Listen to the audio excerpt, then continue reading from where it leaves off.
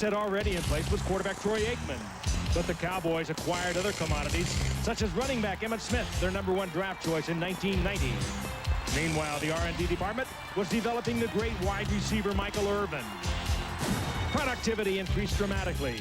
Nowadays, the corporate boardroom can look back on that bear of a season when they were the worst team in the league, because over the next 3 years, the Cowboys ascended to the top of the industry. Back-to-back Super. However, business took a slight downturn in 1994, and about a redirect to Dallas' fortunes comes from Cowboys CEO Jerry Jones. You know, when you come within 60 minutes of a Super Bowl, when you have tasted it but didn't get to touch it, just remind yourself of how bad it hurt. Remind yourself of how good it felt when you did win a Super Bowl. The combination of those things provide all of the impetus you need to want to win another one. The new fiscal year is about to begin. The Dallas Cowboys' corporate goal for 1995 has been established: produce another Super Bowl season. The Dallas Cowboys face the New York Giants on the season premiere of ABC's Monday Night Football. Stadium in East Rutherford, New Jersey, just across the Hudson River from New York City. Giant Stadium sold out, of course, 76,000 plus. A beautiful night for football. Temperature in the low 70s will drop into the 60s. Very little wind to affect this game. And a great matchup, the Dallas Cowboys and the New York Giants. Hello again, everyone. Frank Gifford with Al Michaels and Dan Deerdorf. Welcome to the Giants and the Cowboys here at Giant Stadium. And we kick off our 26th year of Monday Night Football. This is my 25th year in the booth, and I can honestly tell you there's still the magic, the excitement that goes with the Monday Night Football game, particularly when it matches somebody like the Cowboys and the Giants. The Giants 9-7 a year ago. They did not make the playoffs, but they feel from the top of this organization to the bottom that they have closed the gap somewhat on the Dallas Cowboys. We'll be finding out more about that as tonight moves along. Meanwhile, the Dallas Cowboys 12-4 last year. They won 2 Super Bowls, then gave up their Super Bowl shot last year to the 49ers, but they feel now that they have the players back. They feel they have the talent to get back in there once again, and in this era of the salary cap, they've done an amazing job in keeping all these people. They have a happy silver anniversary. Oh, thank you. Where's my silver cup? It's coming to you at halftime.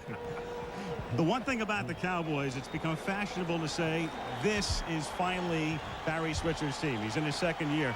In reality, it is Switzer's team, because of the 46 men they'll dress tonight, 19 did not even play for Jimmy Johnson 2 years ago. There's been that much turnover.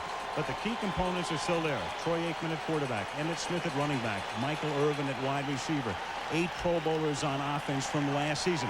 They're a great team, but like all of us, the Cowboys like to look to the future. They're looking to November 12th when they meet San Francisco in Dallas during the regular season, and into January 14th when they might meet the 49ers again in the NFC Championship game. But it's a long time between now and January, and the Cowboys will be well advised to think about tonight's game first, because they're playing a team on the road that figures to give them their most competition in the NFC East. The New York Giants, Dan, who last year were 9-7 and were up and down all over the joint. What kind of a Giant team do you expect in '95? Well, I don't know what to expect, and I'm not sure Dan Reeves does either, Al, because it's been a wild preseason for the New York Giants. They've had lots of people hurt. Now, the defensive team is the strength of this team. They've lost some free agents, but I think replaced them very effectively with other free agents. It's a hard-hitting, aggressive unit, and for the Giants to have a chance to win tonight, they're going to have to play very, very well.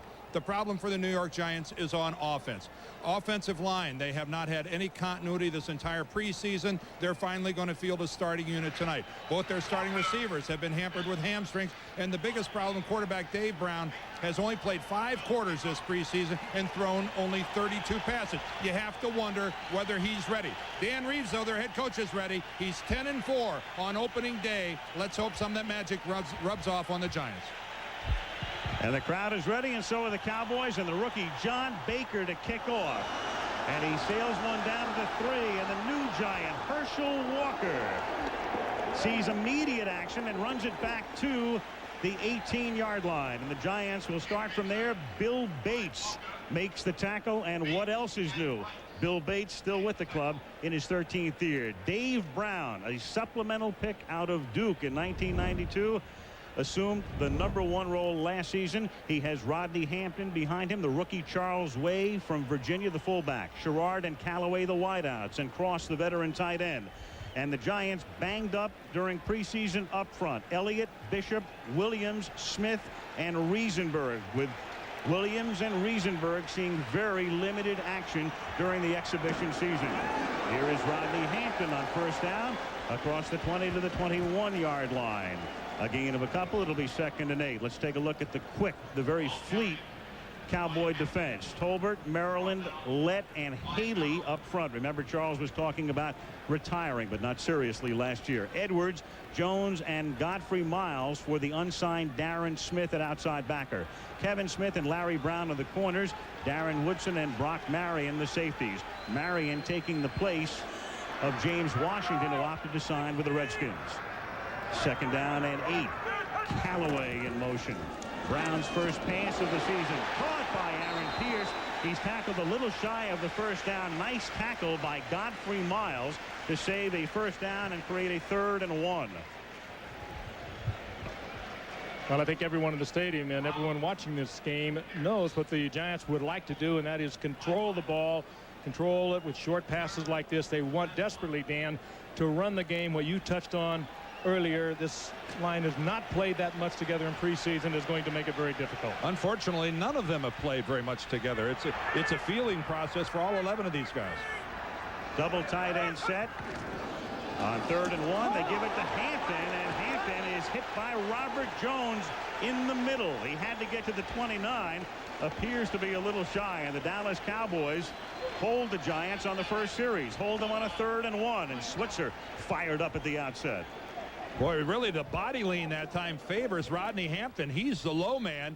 Robert Jones is kind of high, but look how Jones is able to hold his ground. Frank, you don't see that all that often, where the guy is that straight up and able to stand straight still and hold his runner from getting across the line.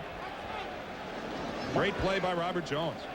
The punter, Mike Horan. The line of scrimmage is the 28. Kevin Williams back to accept that it's a low snap, but he gets off a good kick. Good deep kick, and he angles it. And he angles it out of bounds at the 25. Horan is known as a directional punter. He had direction and distance, 47 yards. A beauty. So Dan Reeves watches his defense go out on the field right now. And for the Cowboys, Troy Aikman, first man picked in the draft in 1989. 2 Super Bowl rings, 7th year out of UCLA, the brilliant career. And behind him, the great Emmitt Smith with Darrell Johnston. Irvin and Williams, the wideouts. Harper is now in Tampa Bay. Novacek is the tight end. Tuanay, Newton, Donaldson, the new center. Allen and Eric Williams in a near-fatal auto accident last October. Played 1 preseason game last week in the lineup at right tackle tonight. From the 25-yard line, Aikman will go right to the air with good protection and fires to the tight end, Jay Novacek. Up at the 39-yard line, it's a gain of 14 and a Cowboy first down. The Giants now defensively. The 4-3. Harris comes in from Minnesota. Hamilton moves to the middle. Agnew, the former Patriot, and Strahan on the outside. Kroll, the former Bronco, as is Brooks, and Corey Miller, the other outside backer. Sparks and Thomas Randolph, the corners. Campbell and Vency Glenn, the ex-Viking, the safeties in the revamped secondary. Moose Johnston in motion on first down from the 40-yard line. Aikman up top again. Aikman has it dropped by Michael Irvin, who begins his season in a most inauspicious and unexpected fashion. That will not happen frequently, and I would look for Michael Irvin to try to get himself lined up against Thomas Randolph. Randolph at the right corner for the Giants only goes 5'9". Their left corner, Sparks, is only 5'11". Michael Irvin can fight for the football better than any outside receiver, I think, in the game today. He looks just mishandled. He didn't keep his eye on it. He looked at his hands after the play like, how could you have betrayed me like this? A rare sighting, an Irvin drop. 2nd and 10 with Irvin wide left and Williams in the slot to the left, and Emmitt Smith's first carry of the season is one for the books. He's gone. Emmitt Smith out in front. Touchdown, Dallas. Whoa. Untouched, I believe, wasn't he? I was just going to say, I thought the Cowboys would be going back to the running game. 2 straight passes. I don't believe that Emmett left a trail of broken tackles on his way to the end zone. I believe when we watch the replay of this, we will see textbook blocking by the Cowboy offensive line. Just zone blocking, too. That's simple. Pretty good job of Jesse Campbell getting picked off by the umpire, but still superbly blocked by the Cowboy offensive line. A disheartening opening series for the Giants on defense. They're big and they're powerful, and they just did that straight away. Nothing fancy at all. Chris Boniol for the extra point. We have played 3 minutes 4 seconds. Jay Novacek to hold. It's a cliche of the 90s to say one team would like to send the other a message. The Cowboys just sent the Giants a message in all caps. Yeah, that's a greeting card taped to the end of a sledgehammer. That's what that Look at that ball. Happy New Year to the Cowboys. 7-0.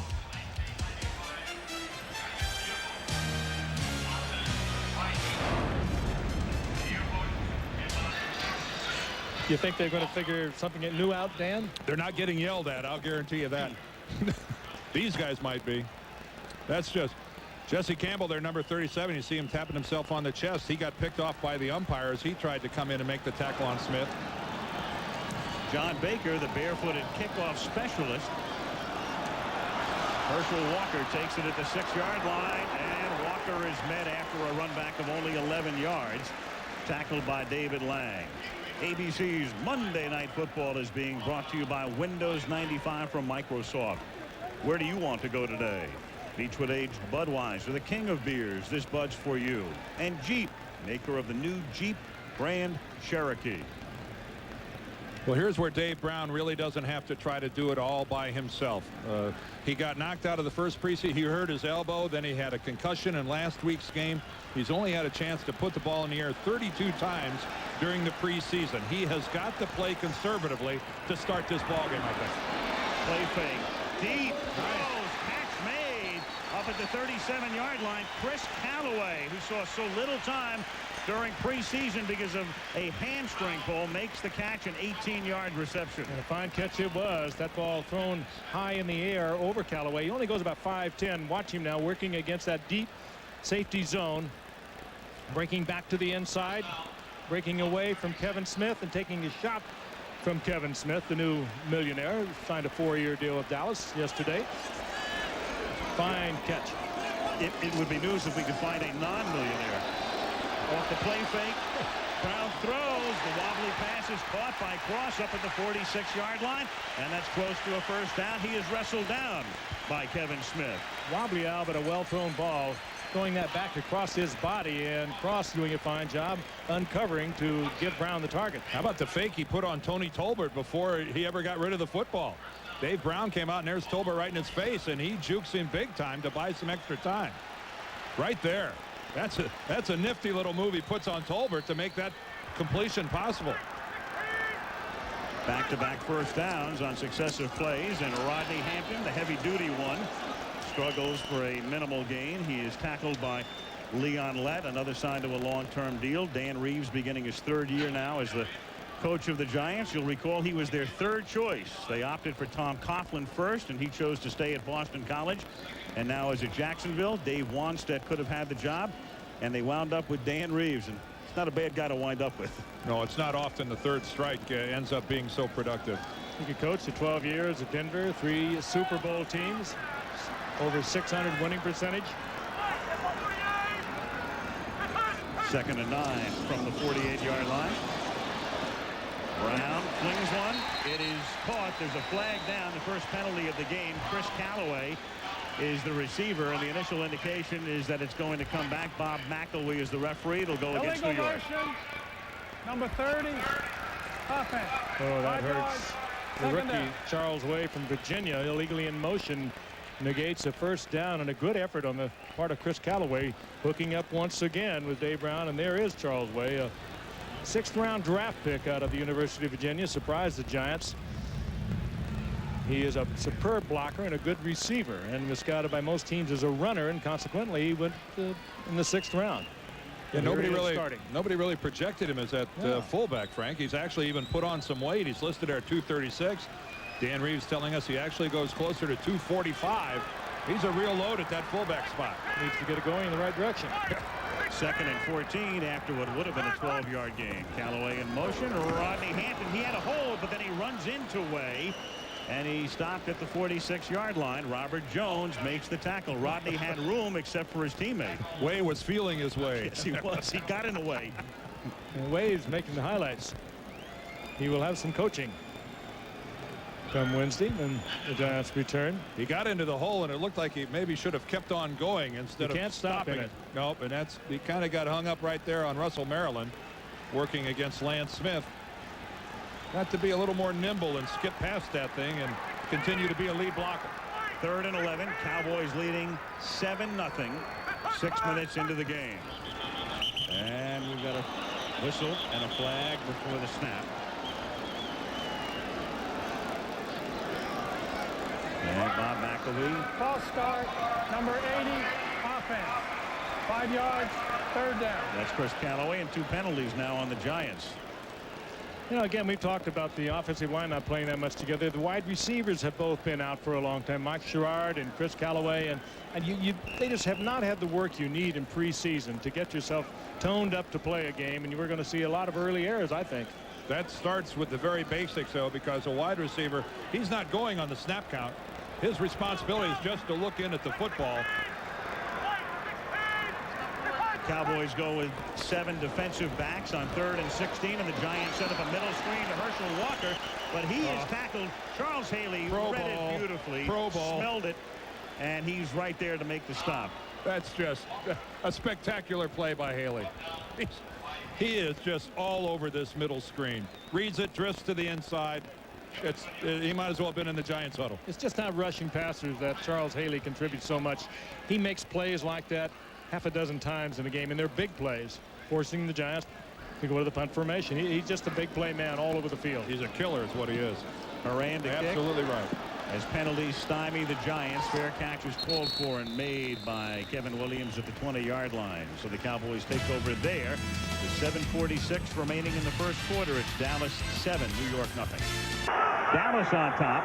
7-0 on a 60-yard Emmitt Smith touchdown run. And it's Emmitt Smith through the middle. And this time they limit him to 8. Knocking his average down to 34 yards a carry tonight. Vincey Glenn makes the tackle. I wondered what kind of a positive spin you were trying to put on an 8-yard pickup. Emmitt with 72 rushing touchdowns, tying Tony Dorsett's team mark, and he has 4 as a pass receiver. And he's only in his 6th year, just starting his 6th year. What, he's had 4 consecutive 1,400-yard plus seasons, working off to a pretty good start, working on number 5. 2nd and a yard and a half, and Emmitt Smith up to the 33. You think of a Walter Payton mark as being one of those unapproachable records, especially the way running backs are pounded these days. But if anybody would have a chance to get close to it, it's Emmitt Smith. He's about halfway to Payton. Cowboys scoring on that first series. That's the first time the Giants have allowed a touchdown on the first drive of a game in the last 38 games. So that's technically was a drive, I guess. Right. That's almost 2.5 years worth. On first down, the workhorse Smith behind a Johnston block. It's taken down by Corey Miller as he crosses the 35. It's a gain of 3. It'll be 2nd and 7. You look at the Dallas Cowboys running the football. First of all, they have the largest offensive line in the National Football League. All these guys in excess of 300, 3 of them in excess of 320. They've got the great Eric Williams back, and it'll take him a while to get back to full swing, but maybe the most dominating offensive lineman in the league. Maybe the best blocking fullback in the league in Darrell Johnston, and maybe the best power running back in the league in Emmitt Smith. In some ways, it's almost not fair. 2nd down and 7, and his movement on the right side as Williams flinched. The only thing the Cowboys don't have. Snap, false start, 79. And it doesn't hurt them because Jay Novacek is so adept at the passing game, but he's not a very good blocker at the tight end position. But they are so dominant from tackle to tackle and so dominant at the fullback position from a blocking standpoint that they have the luxury of having really just a receiving tight end in the game at all times. You talked to Danny Reeves about that right side with Eric Williams back at 322 and Larry Allen at 325. He says, man, there's no sunshine over there at all. It's just darkness on the right side. A good way to put it. And they are, and Frank, as we all know, they're not only big, but they're outstanding. 2nd and 11. Aikman guns one, finds the open man at the 47, and that's Michael Irvin, who found the seam and picks up the first down.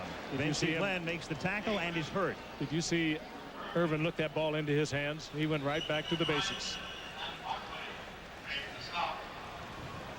And Vincey Glenn, who came to the Giants here in a draft day trade, he works the middle of the field. Look at the loft on that ball. There's Glenn, number 25, and it may have been the hit from his own teammate Buckley that caused the damage. Injury timeout. Going out, the Giants team physician, Dr. Russell Warren, checking them out on the sidelines. Tito Wooten comes into the secondary as Emmitt Smith gets tackled by Mike Kroll and Corey Miller after a pickup of 2 up to the 49-yard line. 5 minutes remaining, first quarter. Gorgeous Labor Day night. The Goodyear Blimp Stars and Stripes, piloted tonight by Larry Chambers, providing a spectacular view of Giants Stadium, now in operation for the 20th season in the Meadowlands in New Jersey.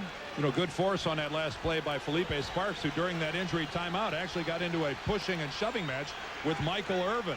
They had to be separated, almost had a Donnybrook during a timeout. 2nd and 8. Here's Emmitt Smith. He picks up about 3 to the 48. Ray Agnew makes the tackle, and there are the two of them who will. They're trying to make up. That's a live shot there. They're, whatever had happened, I guess they're trying to bury the hatchet. They'll see a lot of each other tonight. You never want to make too much of an early drive in a game, but Dallas leads 7-0. The Giants are not the type of team with an explosive enough offense to afford to fall behind that much that quickly. It's a pretty critical series for the Giant defense here. It seems strange to say that in the first quarter, but Al, you're absolutely right. 3rd down and 4 from the 47-yard line, and it's thrown behind Irvin, and he can't make the catch, and Dallas has to kick. That one was not a drop. It's one that could have been caught. It would have been spectacular, but that was a bad throw by Troy Aikman. Right at the first down mark. So the Cowboys will be forced to punt. Take a look again. Little motion. He'll look inside, set up for the first down. He's right on the mark there, and the ball's thrown behind him. John Jett to punt now. And back to receive Gary Harrell, the 5'7", 170-pounder from Howard University. Harrell calls for a fair catch at the 18-yard line. 3:42 remaining in the opening quarter. The Dallas Cowboys on top, 7-0. Michael Irvin as the Giants take over at their own 18. Herschel Walker is in the backfield behind Dave Brown. And Herschel, who used to play here with the New Jersey Generals in the USFL, gets ridden out of bounds by Kevin Smith and pushing and shoving on the far sideline. Well, we've seen a lot of that early in the evening, but this is what you cannot do to Dallas. It's almost impossible to get outside of them. They are a great speed team. They don't have a linebacker that goes 240 pounds, but what they are, quick and fast. They are fast, and the defensive line is just almost impossible to get to the outside. Well, Herschel is not the kind of back you send to the outside. He can't cut back. He has a lot of talent, but that's not one of them. He cannot cut back, and that's not a good place to send him. You're right. Any defensive coordinator will tell you, get Herschel going parallel to the line of scrimmage. The battle's been won. Walker out, Hampton in, 2nd and 10, and it's Leon Lett who comes across the line, and the pass is incomplete. Intended for Callaway, but the Giants will advance 5 yards. Offside, Leon Lett. Boy, that's when they could have got a big completion on, too. Callaway turning Offside, Smith around. Number 78, defense. 5 yards, 2nd down. Just taking a guess, second guy up. That's just anticipating the snap count and trying to. All good defensive linemen do it. The times you get caught, not normally a back-breaking situation. The great ones all cheat and fudge a little bit and periodically get caught. That's the one thing a quarterback does is call the snap number, and they get into patterns. 2nd and 5. They line Aaron Pierce up in the backfield to provide blocking for Rodney Hampton. He's up to the 25. It'll be 3rd down and 3. And we will take our show next week to Chicago, where the Bears come off a victory against the Vikings yesterday to face the Packers, who were stunned by the St. Louis Rams. It's the oldest rivalry in the league. It's a beauty. The Packers and the Bears. Soldier Field next Monday night. Big day for Eric Kramer, who's got that quarterback job back at Chicago. Hopefully it'll be better weather than the last time we were doing the Packers and the Bears in Chicago. Guaranteed. 3rd and 3, and this play is dead before the snap. Refresh your memory, those of you that were with us last year. Remember, that's when they retired Dick Butkus and Gale Sayers' numbers at halftime, and the rain, it was coming in parallel to the ground. 3rd down. It's Halloween night, and it was frightful. Yes, it was. John Elliott was whistled there. On the subject of retirement, you see a lot of banners tonight, and several of the shots we've had as tributes to Phil Simms. And Phil is here, and the great Giant quarterback who spent 15 seasons in a Giant uniform will have his number 11 retired at halftime, and we'll bring it to you. Last year, Lawrence Taylor, and Lawrence is here tonight, giving owner Bob Tish's box. What a combination they were. 3rd down and 8 after the penalty. Callaway in motion. Cowboys rush 4 on a stunt. Brown throws over the middle, and up at the 27, he hits Mike Sherrard there, but he appears to be shy of the 1st down, and is. So they complete the pass, but don't get the 1st down. Well, kind of a cardinal rule. You're going to take that drive upfield. You got to set up for yardage to pick up the 1st down. He set up short of the 1st down, got hit, and the Giants have to bring the punting unit out. Just drive that defender back, get your 1st down yardage. Mike Horan to kick. Kevin Williams back to receive it. 1:32 remaining in the opening quarter, with the Cowboys on top 7-0 on an Emmitt Smith 60-yard touchdown run. Fair catch called for and made at the 34-yard line. Marker down back at the line of scrimmage. Joe Avezzano, the hyperactive Dallas special teams coach. Going to say that an ineligible receiver was downfield early for the New York Giants, so the Cowboys will have the option. Ineligible downfield on the kick. Number 34. That penalty is declined. 1st down. Timeout. Herschel Walker, who plays on the special team, still does in his 10th year in the league. 1:27 left in the quarter. 7-zip. Sure, Notre Dame wants to go back into the Big Ten for another game. After losing to the Northwestern Wildcats in a colossal upset. Here's Aikman on 1st down from the 35. Underneath to Novacek, and he's into Giants territory. Chased down by Tito Wooten at the 46-yard line, a 19-yard gain. Oh, does he make it easy for the outside receivers of the Cowboys? He plays that tight end almost like a wide receiver. That time juking around. Let's watch him off the line of scrimmage. Watching the linebacker to the inside, makes a little step around, right around Michael Brooks. Just hangs in there, knows he's the open man. And then after he catches the football, he can run with the football. Cardinals cut him a few years ago, back in 1990. Dan, he's caught over 300 balls since they released him. He's actually a Plan B free agent, but you have to wonder, how could he be unprotected? Final minute of the quarter. Aikman throws. There he is again. Novacek tackled at the 25-yard line. Mike Kroll gets him from behind. Another 1st down.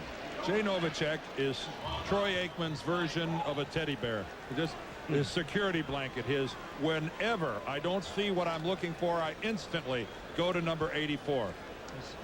Corey Miller doing his best to hang with him, grabbing his jersey, doing everything else, but still, Jay Novacek is fast, he's lean, he's fluid. Not a threat to blow a linebacker off the ball, but a threat to run around one and get open downfield every time. 1 second left in the quarter, and they don't get the play off.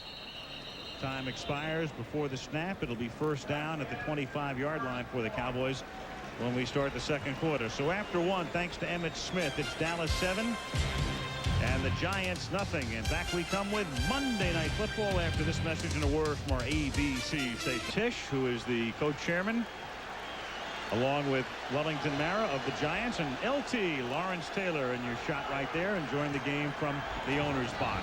2nd quarter begins with an Emmitt Smith carry through the middle to the 19-yard line of the Giants. with Dallas on top 7-0. Strahan and Agnew making the stop. Billy Bidwell ever invite you up to the owner's box, Dan? I'm not sure Billy had a box at Busch Stadium. He might have just roved the old press box, making sure that everything was in order there. No, I never had that opportunity. Of course, not long after I retired, the team was so devastated they left town. 2nd down and 4 from the 19-yard line. Aikman, who is 4 for 6 throws. He's 5 for 7. It's Michael Irvin with some nifty moves. And his niftiness almost took him out of 1st down range as Michael Brooks makes the tackle. He had it, circled back, and now it's going to be very close at the 9-yard line. And another good look at Jay Novacek coming off the line of scrimmage. Michael Irvin just went down, hooked up at about 7 yards. Now watch Novacek, bottom of the screen. He will take the defender with him. See number 37, that's Jesse Campbell. 57, Corey Miller going out, clearing the gap, and Michael Irvin setting up in the hole. Irvin almost makes it look like he's trying to run a pick when he goes in there, almost backing into the guy, trying to gain some separation. There's not a more physical wide receiver in the league than the guy that plays for Barry Switzer, Michael Irvin. Whether it's pushing off, whether it's putting one hand on a corner and then swimming over the top, backing into them, this guy will use any part of his body to hit a guy with to get open. He gets flagged for it very seldom. Yeah, it's because he's so good at what he does. The Cowboys averaging almost 12 yards a play. And they have a 1st down at the 14-yard line as you look through the face mask of Emmitt Smith. And now he has the ball, but there's a flag down. Brooks is there on the tackle. Shoving going on with Eric Williams involved there. And Robert Harris offside against the Giants. Well, you touched on it, Al, the last time the Cowboys had the ball. Offside. And it's the same Defense. situation that we will see from here on out until the Giants do something offensively, and that is it is a crucial series every time that the Giants defense is on the field against the Cowboys offense. They cannot fall very far behind. You know, we talked about Jay Novacek not being too good a blocker from that tight end, not very big. They drafted Kendall Watkins out of Mississippi State, a rookie 305-pound tight end. He's in there now in a double tight end set for the Cowboys. 1st and 5. Vincey Glenn, who was shaken up earlier, the Giants safety, is back in the game. Smith swings to the outside and knifes to the 8.5-yard line. He's tackled there by Mike Kroll. And they also drafted another tight end who's sitting this game out because he's got a bad shoulder. That guy right there, Eric Bjornsson, who is more of the Jay Novacek type. He's more of the receiver. And boy, are they high on this guy here. They think he'll be back next week. There's Watkins, 83. The Cowboys just keep on keeping on.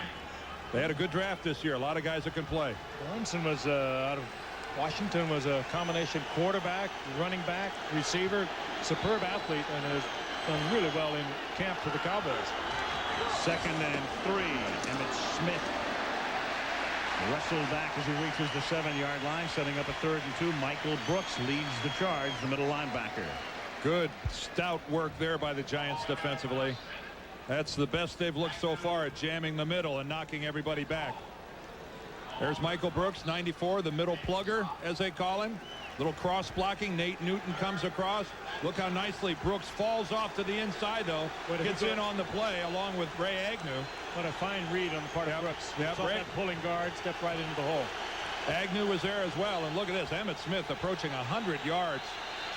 And we're just barely into the 2nd quarter. The New York crowd with that throaty roar. They know this is a big play early in the game, and the Dallas Cowboys have another touchdown. Aikman to Irvin on a 3rd and 2 from the 7-yard line. Michael Irvin takes it into the end zone. Simple little pattern, Irvin. And you have to play those receivers so much tighter down around the goal line, and the Giants not doing that. Irvin just setting up there in the gap, and Troy Aikman firing it right into the numbers. Irvin just working his way along until he got a little bit of a gap. Aikman with a fine shot, and Irvin does the rest. Michael Brooks, play him a lot tighter when you get down around that goal line. Brooks was the closest guy to him and tried to make the tackle, but didn't even get a piece of him. Chris Boniol tacks on the extra point. 11:58 left in the 1st half. Opening night. The Cowboys 14, the Giants nothing. Time he'll have his jersey number 11 retired after a distinguished 15-year career, and it's part of our halftime coverage tonight. You'll see it. What year was it, Frank, that they retired number 16? John Baker to kick off, and down to the 9-yard line. This is Herschel Walker back up to the 26. As long as they don't retire it with you in it, Frank. ABC's Monday Night Football is being brought to you by Bud Ice and 96-calorie Bud. I guess that means they haven't retired number 16 yet. Well, we're not going to get into that on a Phil Simms night. When I talked to him for the game, I said, could I change one of those 1s to a 6? Well, they should. Giants at the 26-yard line as Brown throws, and it is incomplete. Chris Callaway couldn't make the play, and Kevin Smith is over there covering on the play. Kevin Smith almost made the play, and it would have been 6. But a good delivery by Dave Brown. He has a real strong arm. Big man, 6'5", 224-pounder. Can't throw it any better than that. No, you can't. Callaway missed a lot of the preseason with a bad hamstring, along with Mike Sherrard, and you know, it's going to happen, Frank. These guys aren't ready. Look how close Kevin Smith was to that ball, and yet he was completely turned around. He's a fine cornerback. That was Brown's first incomplete pass. Fake draw. Good protection. Wobbly pass. Almost picked off by Smith. The floater. Callaway, the intended receiver. Marker down. Flag down at the line of scrimmage. Well, Dave Smith Brown was Callaway on the wrong page there. Callaway started to pull up, and Dave Brown threw that down the middle of the field. Well, Kevin Smith was going to be a free agent at the end of this season, and he just got big bucks yesterday. Holding. Number 61. Offense. 10 yards.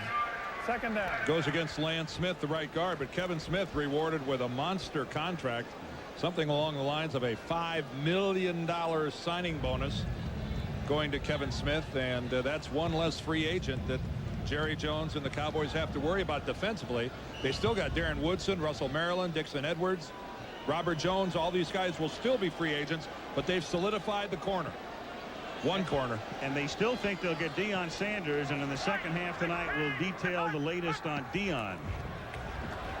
Second down as Brown throws, and it's dropped. Incomplete. Sherrard, the intended receiver, and he heard Larry Brown coming up from behind. Another fine cornerback too. Larry Brown, a 12th round draft pick in '91. But the Cowboys defense put so much pressure on these two corners. The two safety men, Brock Mary and Darren Woodson, they play the run so tough. If they read run, they're up there to make the tackle. You go play action, and these cornerbacks are both expected to pick up man for man and play without support from either safety, and they do a great job with it. But with the great heat from the defensive line in their favor, Frank, well, they don't get hung out there for 5 and 6 seconds at a time. It's a great combination. Yes, sir.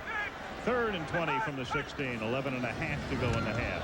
14-0 Dallas, and that's incomplete. The coverage is great. Brown was throwing off his back foot and gets decked in the process. Dan Reeves is incensed over on the lead unloaded on Dave Brown. Well, I think he's arguing that that Larry Brown had some contact over there along the sidelines. Boy, is he upset. He's right in front of Dan Reeves. He's going to try to find anybody he can to yell at. Let's watch Larry Brown here working on Sherrard. Now, see right there, he's jamming him and not looking back at the ball at all. That should have been called. Mike Horan having a very active night. That's always a bad sign when your punter's in the game a lot. Moves a beauty down to the 35-yard line, and Kevin Williams brings it back out to the 40. Reeves still livid. Well, you know, he's got reason to be upset. 11-17 left in the half. He's right. The great in the game, a native of Brazil, but he grew up in Brooklyn, and he's the star of Murder One, which premieres Tuesday night, September 19th here on ABC, and then eventually moves to Thursday nights. Stephen Bochco created it. It is a sensational show. Daniel Benzali looking on tonight at Giants Stadium. And a rabid Giants fan. He is a big Giants fan. He was in the booth a while ago. Quite a guy. Dallas from the 41-yard line. Aikman throws. Michael Irvin makes the catch, and that's a first down in Giant territory at the 48-yard line. 11-13 to go. Dave Brown has that look.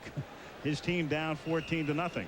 Again, is 23, Thomas Randolph. We talked about it earlier. He's 5'9", and you're putting a 6'2" Michael Irving on him, who has the great moves you saw right there to separate himself from Randolph. He also has the ability to take it away from him. He is a battler. And Randolph, another one of those guys who's been hurt most of the preseason and has gotten very little quality work in. Emmitt Smith finds a hole, knifes to the 36-yard line. Corey Miller makes the tackle. Right over the right side, Eric Williams, who came back last week to full contact in the final preseason game and looked good in doing so, but still a little bit rusty. One of the great tackles ever to play this game over the right side. Larry Allen, who had filled in for him last year, played 10 games at that spot, has moved to the left guard. This is one huge good offensive line. Emmitt Smith now over 100 yards, 5 straight games against the Giants in triple figures. End around, Kevin Williams, room to roam.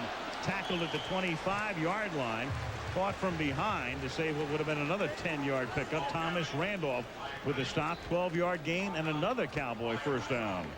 And what the Giants lose when they lost Alvin Harper was the leaping ability, the threat of him going deep. But what they've gained with Kevin Williams replacing him is that maneuver right there. He is a very fine broken field runner, good when he catches the football. He won't go up, of course, like Alvin Harper did. Few people have ever done that.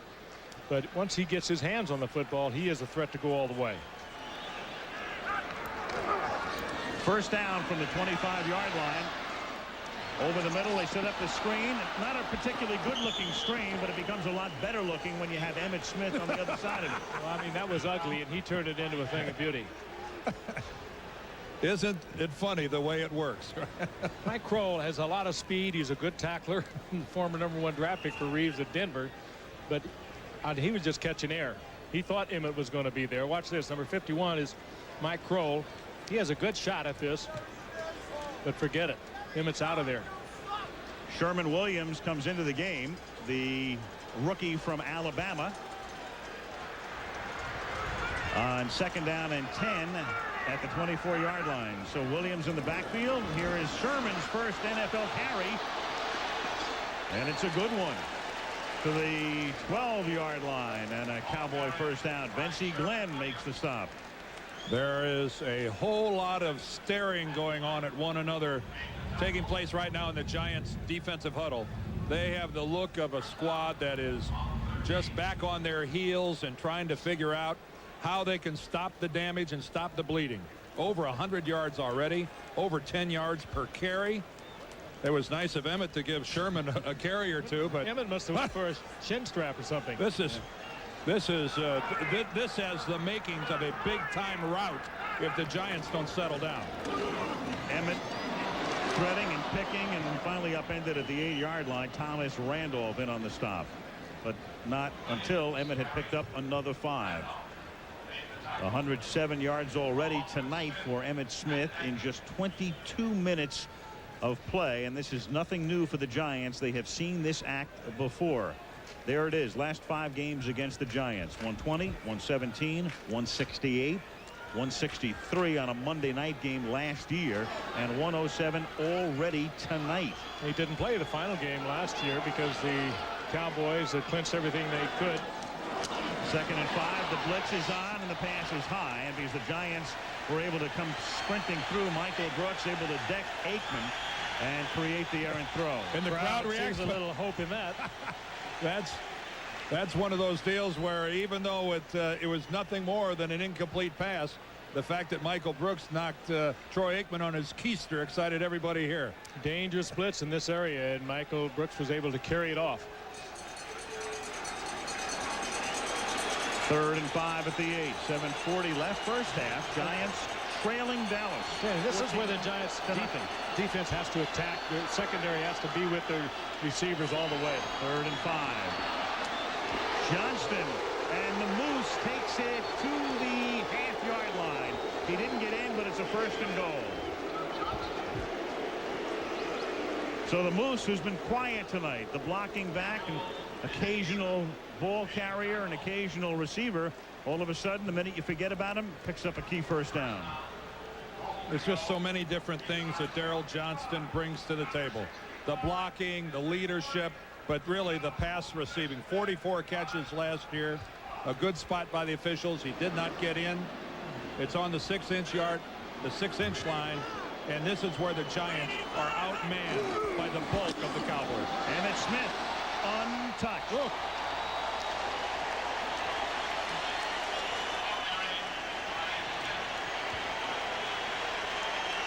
Emmett found a few cameras in the back of the end zone. Well, it's the only time they'll play Broadway all year, and he's going to make the most of it. And they are a smash hit. The reviews are in. Look at that line explode off. 2-A, Watkins. It's really not supposed to be that easy. That's the 77th touchdown of his career in his 78th game. Only Jim Brown has more touchdowns than games played in the history of the National Football League. So Emmett was some pretty good company. Extra point by Boniol is good. 6:52 to the half, and the Cowboys 21, the Giants nothing. And the Cowboys with John Baker. He's the kickoff specialist only. Boniol kicks the field goals, and that's why they have him. He sends one sailing down to the 3. Thomas Lewis picked it back up at the goal line. No coverage at all, or no protection at all for him. The coverage was good. A flag is down. Charlie Williams makes the stop at the 11-yard line. And you say, how can it get any worse? Well, it's about to. Bad field position is now going to become worse field position. Well, how can it get any better for Jerry Jones? His team leads 21-0, and Jerry Illegal block in the back during the return. Number 20 of the return team. Prime exposure. To the goal line. Has picked this time to announce that he and Nike are joining forces, announcing a 7-year exclusive sponsorship agreement between Nike and Texas Stadium. He, along with Phil Knight, who is the CEO of Nike, a mysterious and somewhat reclusive man, and that's Phil Knight in a cowboy hat. Some think he is the most powerful man in sports, running the Nike empire, and the two have linked up in a deal exclusive to the Cowboys, though Knight has said in the press release, along with Jones, he still seeks a licensing agreement with the NFL. This is a major, major story. We know it has a business ramification for the most part as Brown throws, and Walker makes the catch and goes out of bounds at the 12-yard line, but it will send shockwaves throughout the National Football League. Well, what this does is that, again, it's just another Jerry Jones deal where he's branching out and creating and extending his own marketing arm. He, again, wants to stress that he's just talking about creating excess revenue. He doesn't want to do away with the shared revenue concept in the NFL. But this, Al, you're right. This has shock tremors that are going to be felt in all the other 29 NFL cities. Well, this is second and 2 as Hampton takes it up to the 14-yard line. This is a right-in-your-face maneuver. The commissioner is here tonight, and the press release released by Jerry Jones, the headline is Cowboys owner bucks NFL again. So if that's not an in-your-face, well, as of right now, as of right now, Nike does not have a licensing agreement with the National Football League. So again, Jerry is kind of going outside the family, as he did with the Pepsi-Cola deal, where they became the official soft drink of Texas Stadium. On 3rd and 1, Rodney Hampton fights his way for a first down as the Giants get out of the shadows of their own goalpost, and the crowd responds as they take it up to the 29. And a couple good plays here by the Giants. Boy, did they need to get out of the shadow. Play by Herschel Walker. That was a great pass by Dave Brown. Almost took a safety in the end zone 2 plays ago. Got the ball out to Herschel Walker, and it was just a great effort. And watch this. Hampton almost breaks this one. Something good happening for the Blue. 1st and 10 at the 29-yard line. Brown throws, and something bad happens as Charles Way drops the pass. What will this mean? The average fan, it's very difficult, I know, to comprehend all of these numbers and salary cap figures. It does not mean that the Cowboys have any more money under the salary cap, but they will have a lot more money going into their coffers. Remember, they've made the Pepsi deal when the Coca-Cola company is the official sponsor of the NFL, and apparently there are other deals that Jones is working on and is prepared to announce. I got a follow-up to that after this play. 2nd down and 10 at the 28-yard line. And that's incomplete. And a flag is thrown. When the Giants are acting like this, they'll go against the Cowboys. Dixon Edwards was the defender on the play. And it does indeed go against Dallas, so some good things here are happening for the Giants. Pass interference, number 58. Automatic first down. This partnership with Nike that Jerry describes, the question I think that a lot of people are going to ask as we watch this replay of Dave Brown going across the middle, and boy, you can see it cleanly. Edwards all over Aaron Pierce. But the question is going to be, Nike represents so many athletes. They have so many athletes tied into endorsement contracts. Are those athletes going to be funneled towards the Dallas Cowboys? As Sherrard makes the catch, and among those athletes, that's a 9-yard gain. Among those athletes, one Deion Sanders. Another athlete under contract to them is here tonight, and she's busy across the city, is Monica Seles, still alive in the U.S. Open tennis tournament.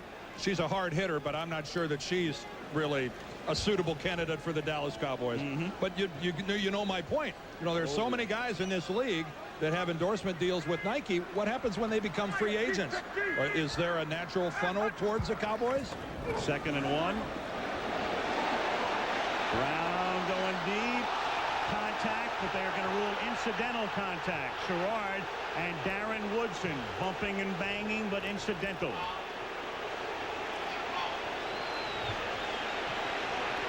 So it'll be 3rd down. In any event, that's the business story of the night, and we'll talk about Deion and what this might mean for Deion in the second half. All right, let's get back to this game, Frank. Kevin Smith on the outside. He covers more ground after he gets turned around. On the inside, he's going to get help from Darren Woodson as Dave Brown tried to force it into the coverage. No chance. And as you see, the ball wasn't even in the frame there. It was still a good 6 yards away. 3rd and 1, and Rodney Hampton with a good second effort picks up the first down. He was initially stopped, but he broke out of the would-be tackle of Dixon Edwards, and then was able to move forward, pick up the first down at the 44 with 4:05 to go in the half, and the Cowboys on top 21-0, and the Giants looking for any spark. Well, they have certainly enjoyed the best drive of the game so far here in the waning moments of the second quarter. They started back at their own 5-yard line and have driven all the way out here with some good solid football. Hampton tackled back of the line of scrimmage. Penetration by Robert Jones, and a fumble. You saw Dave Brown come sprinting over, and the Giants were able to retain possession. So tough to break back against the grain of these Cowboys. They pursue laterally so quickly with the defensive line, Russell Maryland, Leon Lett, and real swift linebackers. Russell Maryland, one of those Cowboys that could become a free agent after this season. There'll be a lot of people who would like to get their hands on him. Darren Woodson is shaken up, the Cowboy safety. 3:26 to the half. 3-touchdown lead for Dallas. Number 26, defense. Automatic first down. Well, just as you talked about Jumbo Elliott on the left side, he gave Charles Haley some shot and allowed this completion. Now, you can't do this 5 yards. You can't do that, period. That was holding, but you cannot chuck after 5 yards. That sloppy play by Kevin Smith. That's just really sloppy play. This Giant drive began at their 6-yard line. They're at the Cowboy 15. It's 1st and 10. That was a 24-yard penalty, and Hampton can't get outside because Leon Lett bear hugged him.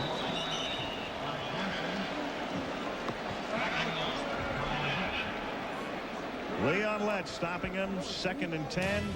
2-minute warning. Cowboys 21. Giants nothing. Swan, Swanee. Thank you, Alan. With Micah, congratulations on the win tonight. You just seem to be steamrolling the field over at the U.S. Open. I played some great tennis. I played a very tough match today.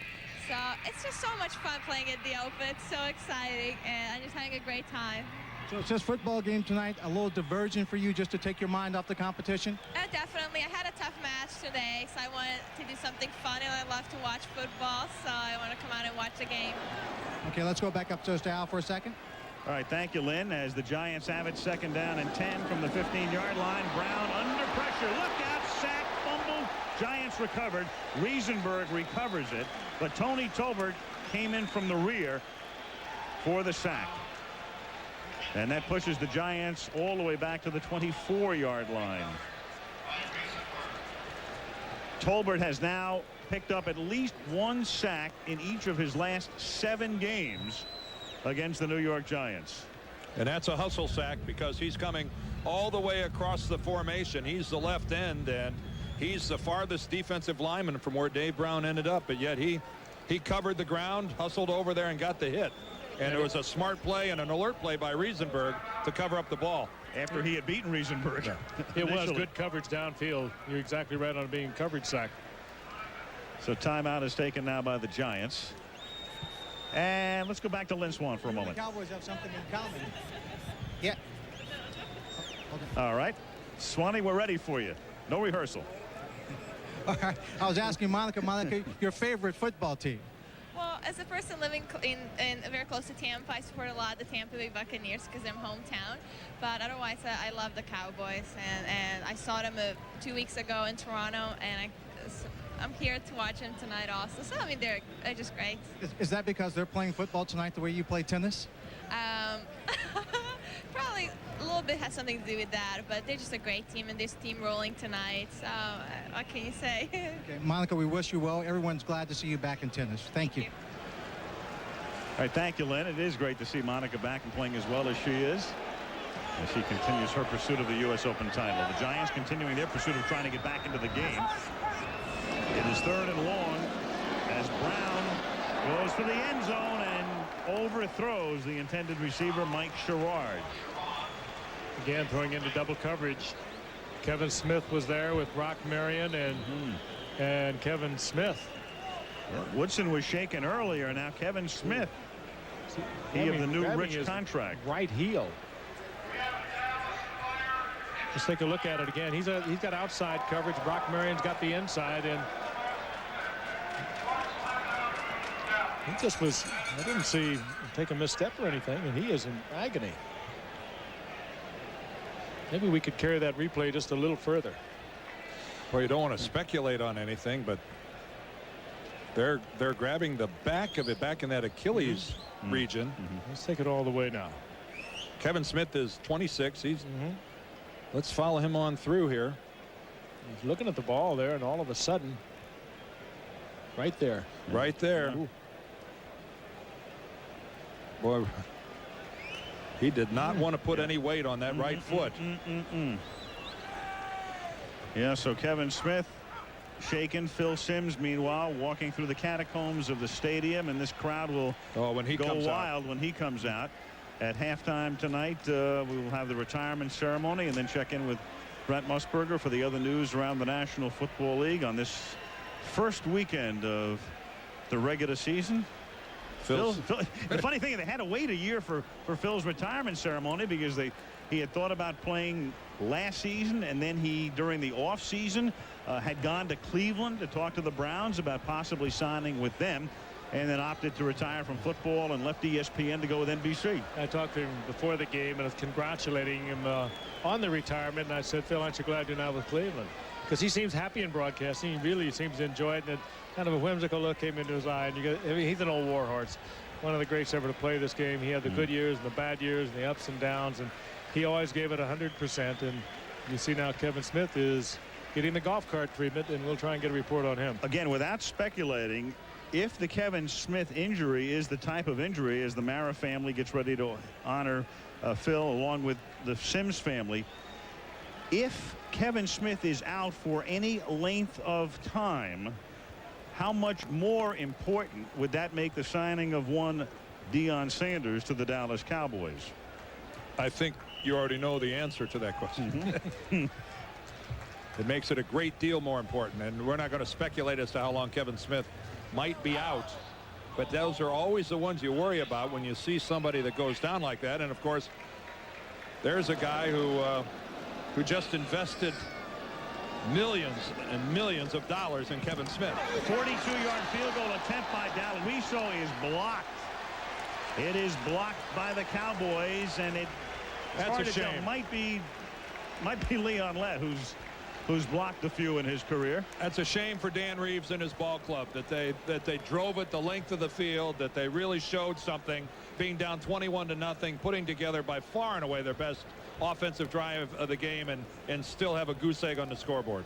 Dalwiso had made 12 straight over the last 2 years. David Treadwell was their short field goal kicker last year, and Dalwiso taking over the job exclusively this season. How many times have we seen Leon Lett go up like that, timing it out beautifully? Number 78 gets that hand up. He's 6'6" going up, but he times it so beautifully. And here are the Cowboys with plenty of time, 1:06, and don't expect them to sit on the football at the 33-yard line. No, sir. As Aikman will go to the air. Aikman comes back this way and throws it at the feet of Moose Johnston. The way they've been going, they could call the sit on a play and they'd still get in the end zone. Well, they haven't been on the field in a while. The Giants held the ball for a long time. The big cat relaxes over there, jaws a little bit with Charles Haley and Russell Maryland. What an extraordinary player he has developed into. He is the all-time Monday Night Football field goal blocker. Last year, remember, he had 2 in that overtime game against Detroit. He had 1 in our preseason game at Denver a couple of weeks ago, and now tonight.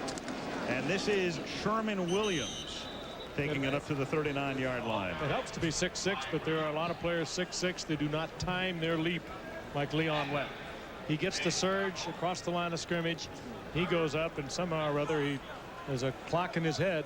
The timing is perfect, and he's teamed over in that side with Charles Haley, and what a combination they are. It's that eye-hand coordination, Frank, and a lot of the great ones had it. You know what was really good at was Too Tall Jones. Blocking passes. He had this wonderful feel of exactly when to put that arm up in the air. Sherman Williams gets taken down by Ray Agnew, the former Patriot. The Giants are now going to take a timeout to conserve some time and get the ball back, but only 21 ticks remain. You're right, Frank. You make a valid point. There's always been big people. There's always been tall people. There's always been this guy that could run fast.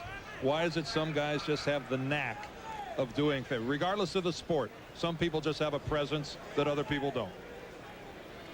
Look at this guy. Speaking of a presence, talking to his offensive line.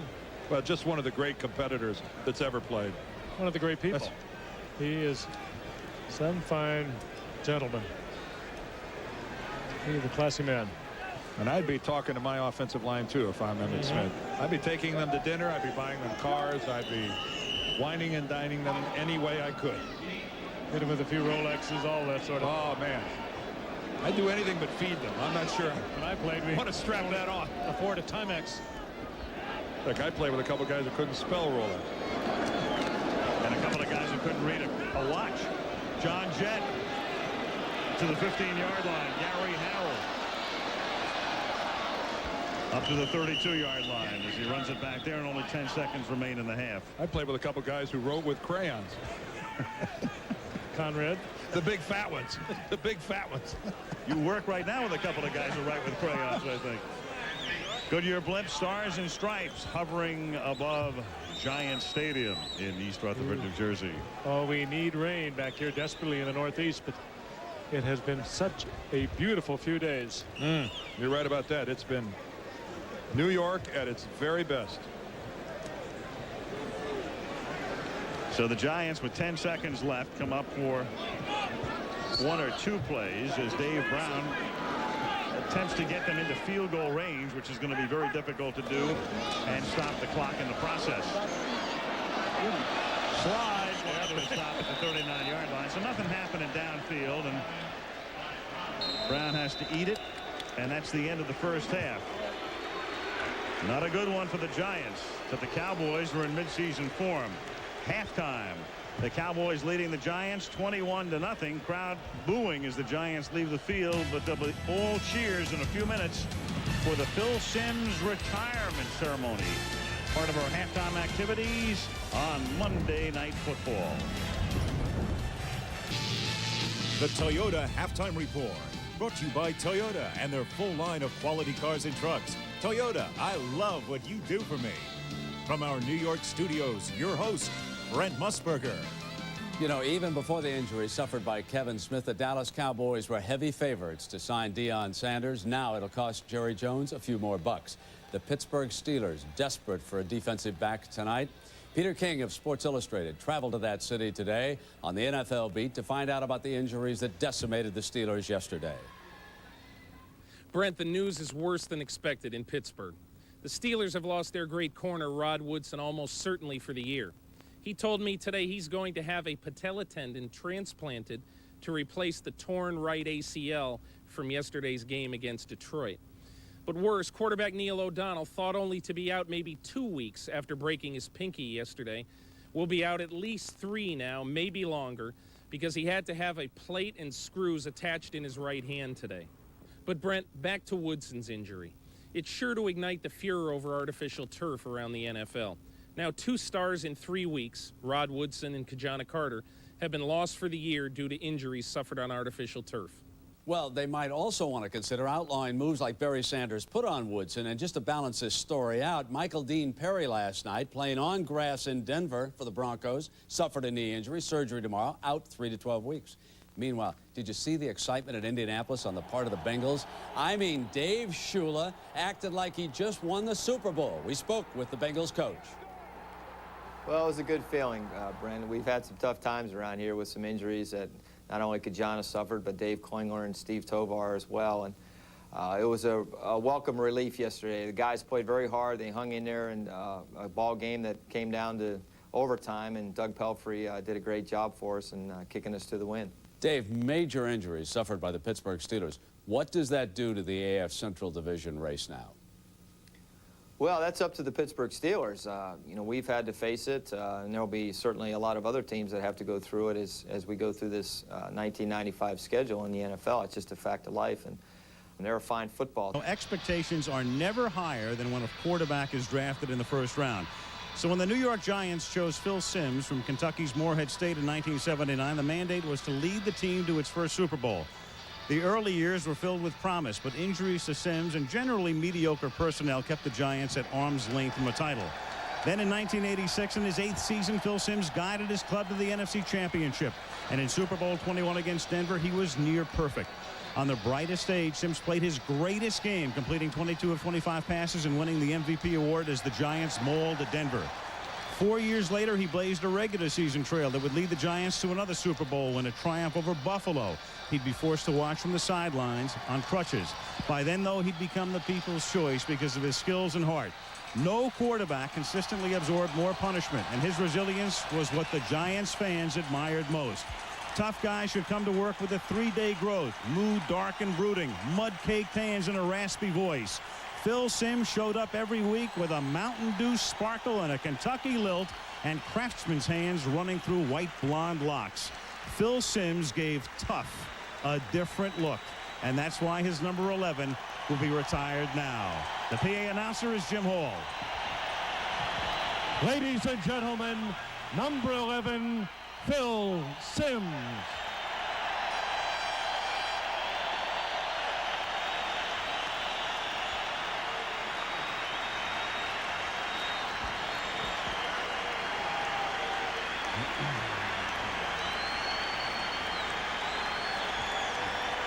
Ladies and gentlemen, please direct your attention to the 50-yard line where Giants President Wellington Mara will make a special presentation. Phil, before I ask you to put number 11 on one more time in Giant Stadium, I want to tell you that the Giants plan to have our own Giant Football Hall of Fame someday soon here in our home stadium. It goes without saying that you will be one of the very first inductees into that Hall of Fame.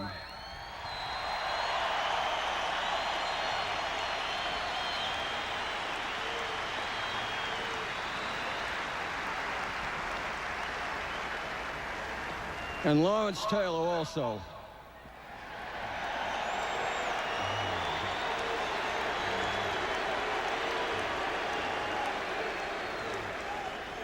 I think you both know that you're already in my own personal Hall of Fame. Phil, as I give you this jersey, I know that I share the mixed emotions of all the Giant family. There are regrets and there is sorrow that this is the last time. But there is also gratitude and an all-abiding pride that you did wear our colors. You wore them so long. You wore them so well. And your wearing brought such honor to us.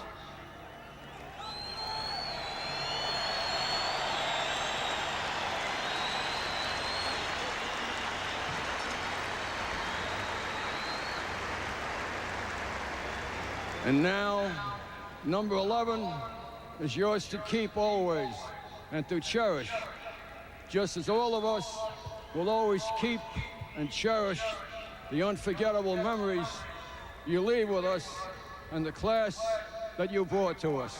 Thank you. God help.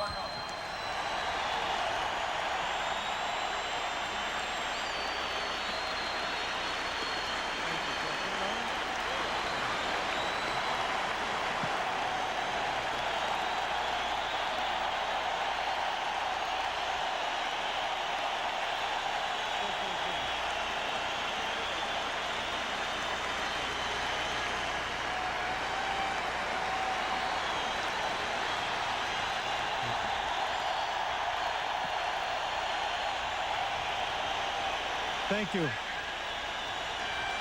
Let me start out saying thank you to Mr. Mara and the Mara family for providing an atmosphere as an athlete that gave me every chance in the world to succeed. I also want to thank Mr. Tisch for his wonderful help. Oh, no.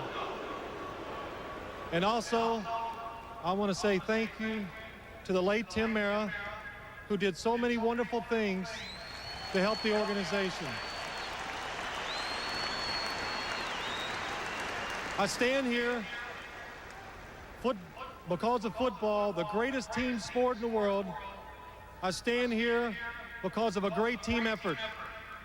I want to thank all my ex-teammates, all the coaches who made this possible for me being here tonight. I want to say a special thanks to my family, all my brothers and sisters who supported me my whole life.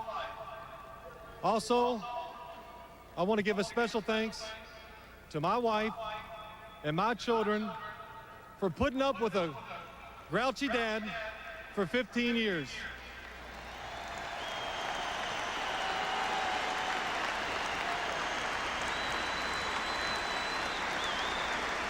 Before I go, I want to give a special thanks to two people.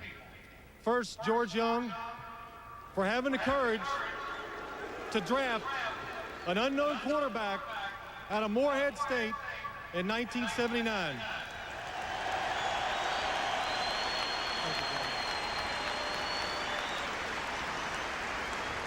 But I want to give a special thanks to a coach of mine, Bill Parcells,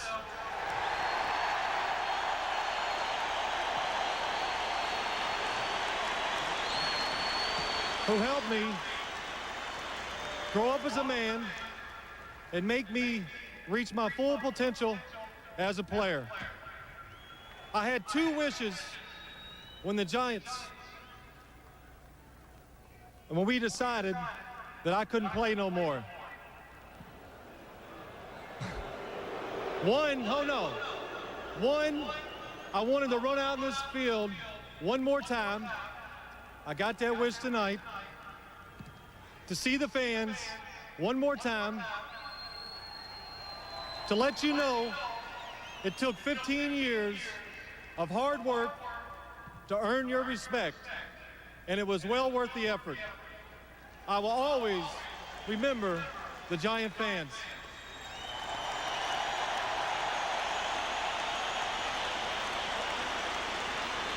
And lastly, for that second wish, I wanted to throw one more pass in my Giant jersey So, who better to catch that pass than the greatest Giant player of all, Lawrence Taylor?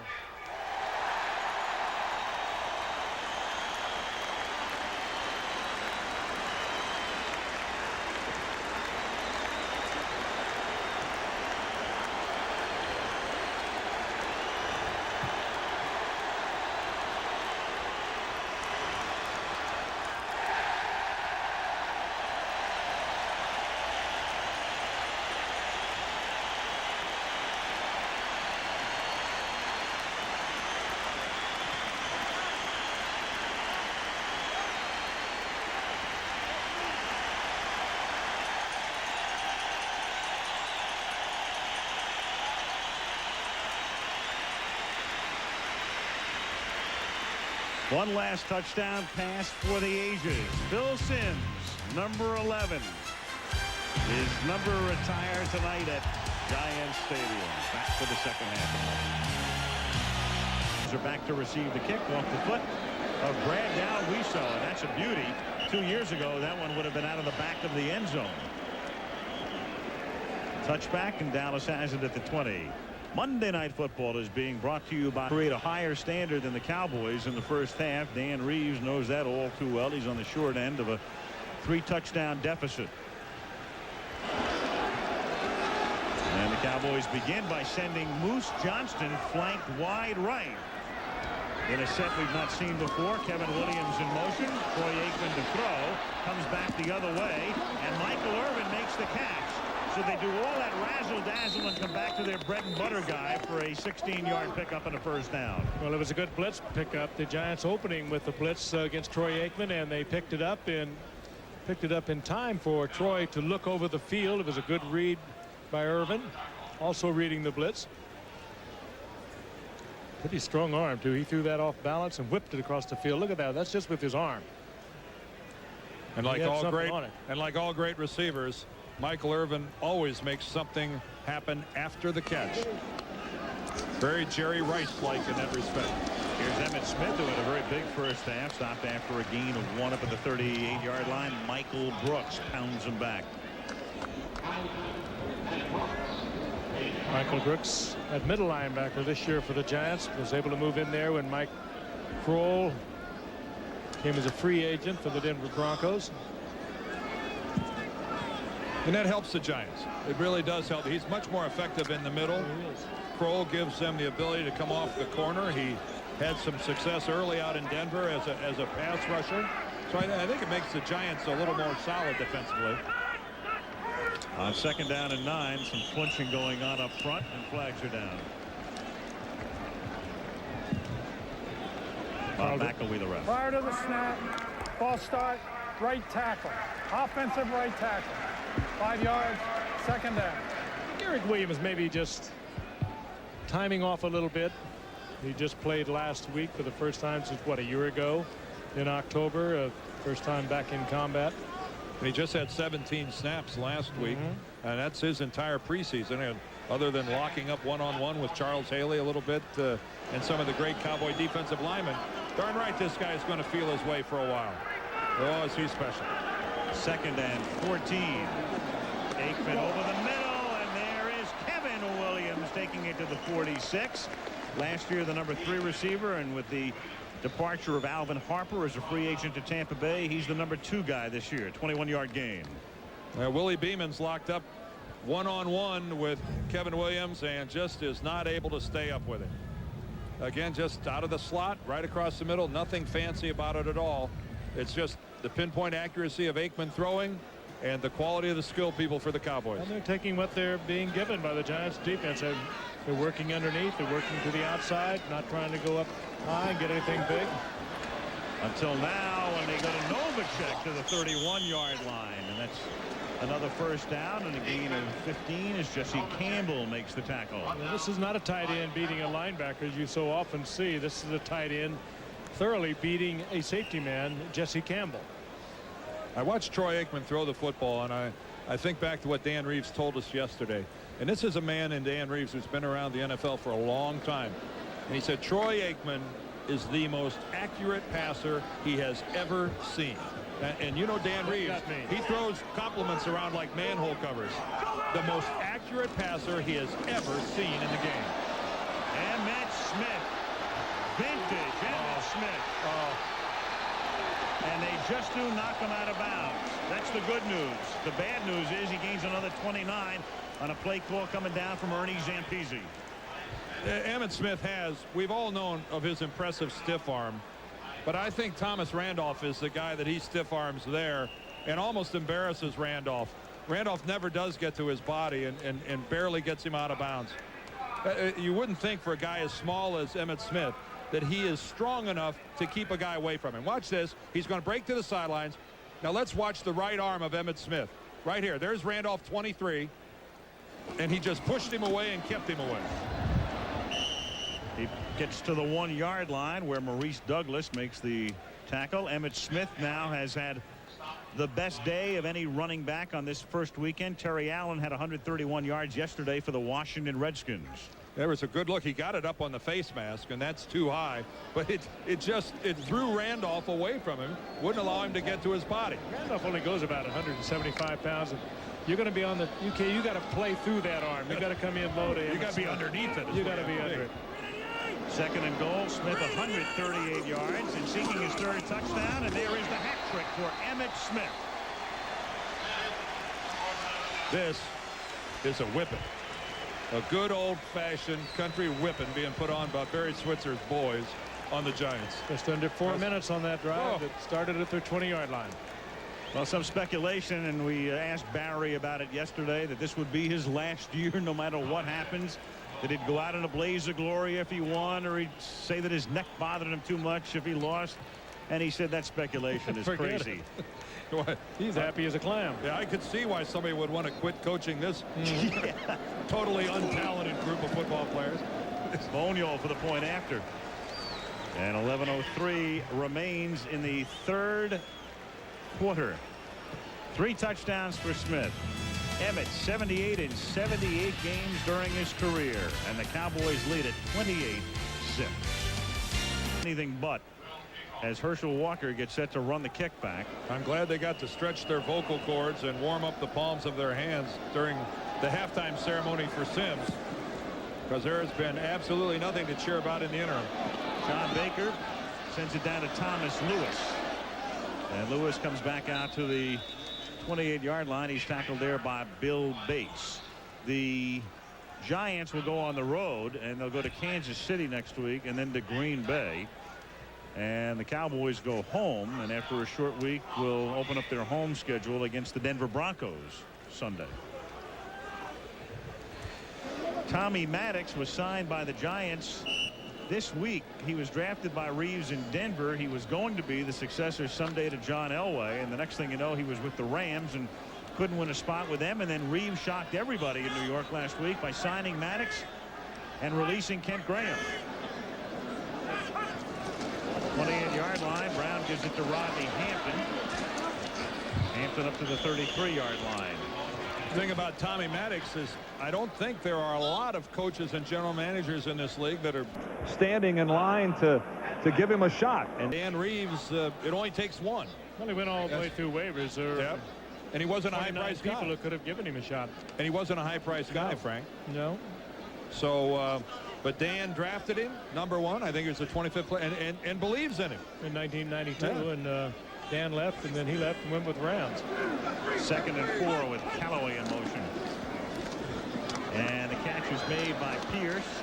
He breaks a Clayton Holmes tackle and then gets taken down at the 39 and picks up a first down. Clayton Holmes, number 47, he's in the game. Kevin Smith is out, and the update on Smith, the cornerback, he suffered a strained right Achilles tendon. He will not return tonight. He will have an MRI done tomorrow. So that's the only bad news so far this evening. So Clayton Holmes will spell Smith at least for the rest of the game, and then we'll see. Well, it certainly had that look of an Achilles injury when it happened. And that's not good. No. Movement up front. I think Big Cat was across the line. Big Cat creates a fumble, but this penalty is going to go against the Dallas Cowboys. Not a fumble or Dave Brown trying to get rid of it. He hit Brown, and the ball popped out. You're right. I'm not sure what it was. Holding number 76 offense. Offside 78 defense. Penalties offset. Replay the down. About the ugliest play in history. Yeah. Jumbo was working on the outside against Haley. Elliott gets flagged for the hold.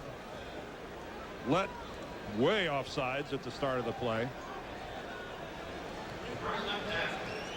If you're an offensive lineman, you could make the argument, hey, the reason I had to hold is because this guy was across the line of scrimmage.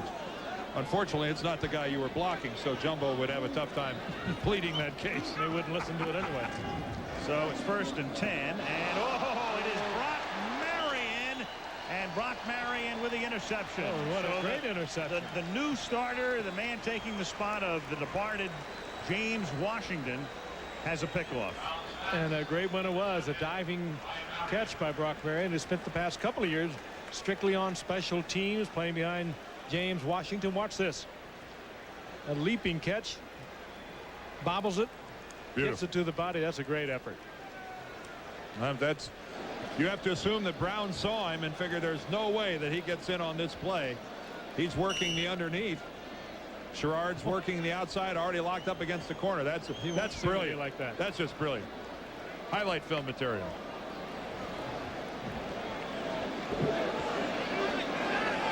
So the Cowboys have it at the Giant 47, 9:14 left in the 3rd quarter. Dallas up 28-0. Underneath, Michael Irvin. Tackled from behind at the 37 by Ray Agnew. Let's check in with Lynn Swan. Al, I'm with Phil Simms, and Phil, I got to ask you how you think this team is playing tonight.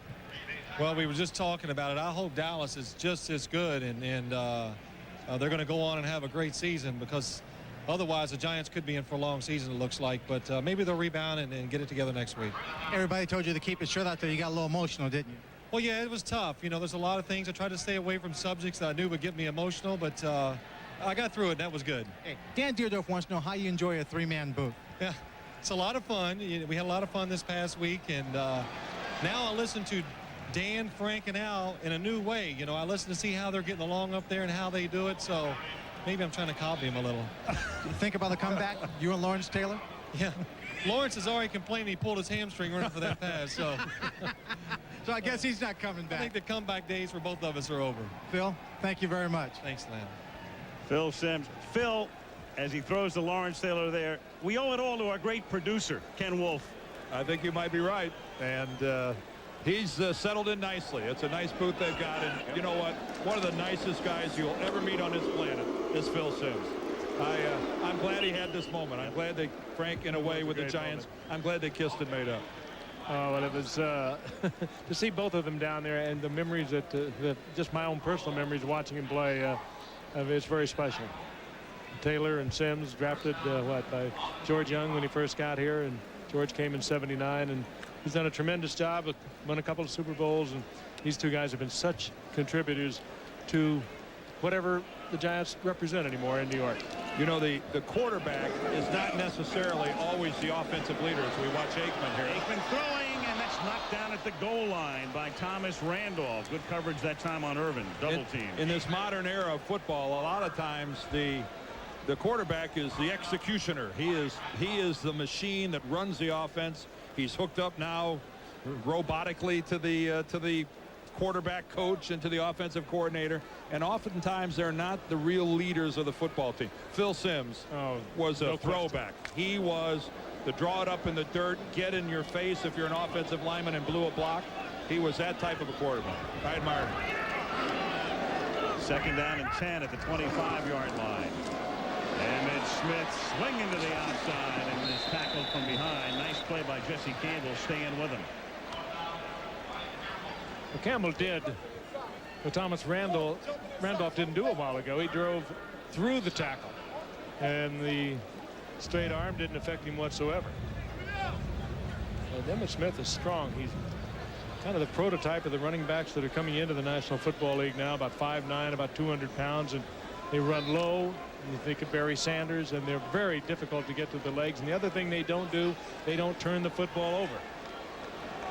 Over 400 handles by Emmitt Smith with one bobble. 3rd and 6, and that's Jay Novacek breaking his way toward the goal line, and then it's lost at the goal line. And Maurice Douglas picks it up. So something good finally happens for the Giants. Jay doesn't believe it.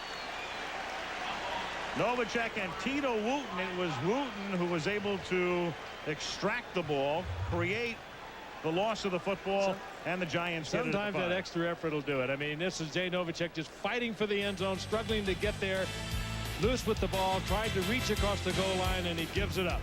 And Jesse Campbell got a hand in as well. Jack doesn't believe this yet. Well, he's probably thinking that he was down. We got a good replay to show you, kind of educational. Giants from the 4-yard line. Rodney Hampton slipping to the outside, picks up 2 to the 7. Let's go back and look at the play again. Jay Novacek has to touch the field to be down and out of this play. Tito Wooten's number 29. He's going to end up underneath Novacek, and Novacek is not on the field. Thus, the ball is still in play. Jesse Campbell swats it out of his hands right into the arms of Maurice Douglas. But because of the fact that Wooten was actually keeping Novacek from being on the field, it's still a live play. Charles Haley reaching for his calf and stretching out his left leg as we have an injury timeout. Hopefully that's just a cramp. You hope that's a cramp, and it looks like it. On ABC, Roseanne Home Improvement and the Barbara Walters special, and then Primetime Wednesday features 2 Grace Under Fires, 2 Ellens, and a Primetime Live Wednesday night right here. It is 2nd down and 7. Charles Haley didn't need any assistance getting off the field, and Rodney Hampton makes the catch underneath and is tackled at the 12-yard line. Shanty Carver, the #1 pick for the Cowboys from last year out of Arizona State, comes in for Charles Haley. And I'm taking a look at Haley on the sidelines, but I think it probably and hopefully is going to just be a cramp. He was hobbling off. He looked to be in pain. If it's a cramp, it's a pretty darn good one. 3rd and 3. Herschel Walker in the game along with Hampton in this set. Herschel out into the pattern, and Walker picks up the first down. Herschel is out of bounds at the 20. Herschel made his NFL debut 9 years ago tonight. At least it was the opening weekend of the season, 1986. And it was his NFL debut. You'll recall he signed with Dallas after playing 3 years with the New Jersey Generals and made his debut against the Giants. Of course, before that, he played for the Generals here and had a great 2 or 3 years with them. And overall, he's gained 13,000 yards in his career. If you put Philadelphia in there and Minnesota and Dallas. Giants picking him up after they lost Dave Meggett to try to do some of the things Meggett did. Meggett now with the Patriots. Brown has to step out and then steps out of bounds up at the 23-yard line. Herschel Walker, well, he's had a long career. I think he's finally getting the respect and the accolades that he's been due. The Cowboys for 49 games and 3,300 yards. The Vikings for 42 games and 2,200. The Eagles 48 games and 2,300. He's the only player in league history with either 20 touchdowns or 2,000 rushing yards to 3 different teams. And to this day, at age 33, still plays on special teams. And only 2 of the teams that he played for the years he was there were into the playoffs. Yeah, that's an amazing thing. 2nd down and 8. And the catch is made by Callaway. It's a great point, Frank, and it's part of the reason I think he hasn't gotten his due. The fact he spent only 2 seasons on winning teams. What a remarkable year with Dallas when he first went there. 1,500 yards rushing and some 50 receptions. They used him in just about anything and everything. But again, it was not a good year, except for Herschel. It's kind of fun watching Jumbo Elliott, the left tackle, lock up with Shanty Carver, the #1 draft choice of last year. Jumbo's taking him to school a little bit here, even though they're certainly on the losing side of the scoreboard. 3rd down and 3. And it's Sherrard making the catch, and he had the first down before he's wrestled back by Brown and Jones. 3:10 to go in the 3rd quarter. The Dallas Cowboys picking right up as one of the elite teams in the league. 28-0. They lead it. Most people feel that the 49ers and the Cowboys are in a class of their own. One of the problems for the New York Giants, I think, is that when the schedule comes out, you spend so many months looking at opening with the Dallas Cowboys, and you spend so much time talking about closing that gap. We'll see what happens here on this play. Another completion. But you talk so much and put so much effort into talking about how we have improved, how we're able to compete with them, how we are able to challenge them for the NFC East title. And then you have a 3-hour span on a Monday night, and it kind of comes crashing down. And it's going to be very, very interesting to see how Dan Reeves is able to regroup his football team. Because they've spent 5 months talking about this ball game, and they're getting blown out, and that hurts. Hurts a lot. And they have 2 road games coming up, too. At Kansas City, Chiefs a big winner over Seattle, and then at Green Bay. 1st and 10. Rodney Hampton. Into Dallas territory. Darren Woodson makes the stop. Gain of 10. And a 1st down. Frank, one thing we know about Dan Reeves, if it can be done, he'll do it. He is one of the, he's in that upper echelon of coaches in the National Football League. He's been there and seen it all, and I don't think they'll have a problem regrouping. They're just not what they thought they were coming in. Either that or Dallas is maybe a lot better than they were given credit for being. You know, Phil Simms said something on the sidelines. It's true, but you just have to. He was doing it from a Giant point of view, but it is true, and you just have to look at it and say, are the Giants this bad, or is Dallas actually this good? And Barry Switzer told us this is a better football team than he's had there. Well, there's no argument that Dallas is this good. I don't think that the Giants are alone in being in a position that this could happen to them tonight. I think there's quite a few teams in the league that could be on the same side of a pounding like this. 2nd and 5, 10th play of this drive, which began at the Giant 5-yard line. And Brown looking for Callaway and overthrows him. Minimal contact, no flag. Clayton Holmes covering on the play with 1 minute and 1 second remaining in the 3rd quarter. And Clayton Holmes did a fine job. Of course, Kevin Smith out of the lineup. They sent Callaway with an out move and a deep move on Clayton Holmes, figuring that Clayton Holmes wouldn't stay with him, and he did a fine job. So you lose Smith, and you get Clayton Holmes stepping up, and you get Dion looking on. You get Dion looking on. We'll detail that when we get into the 4th quarter. Number 72, offense. 10 yards, 2nd down. Doug Riesenberg setting this drive back. Did you see a flag? I didn't see a flag out there. There's Doug right at the bottom there.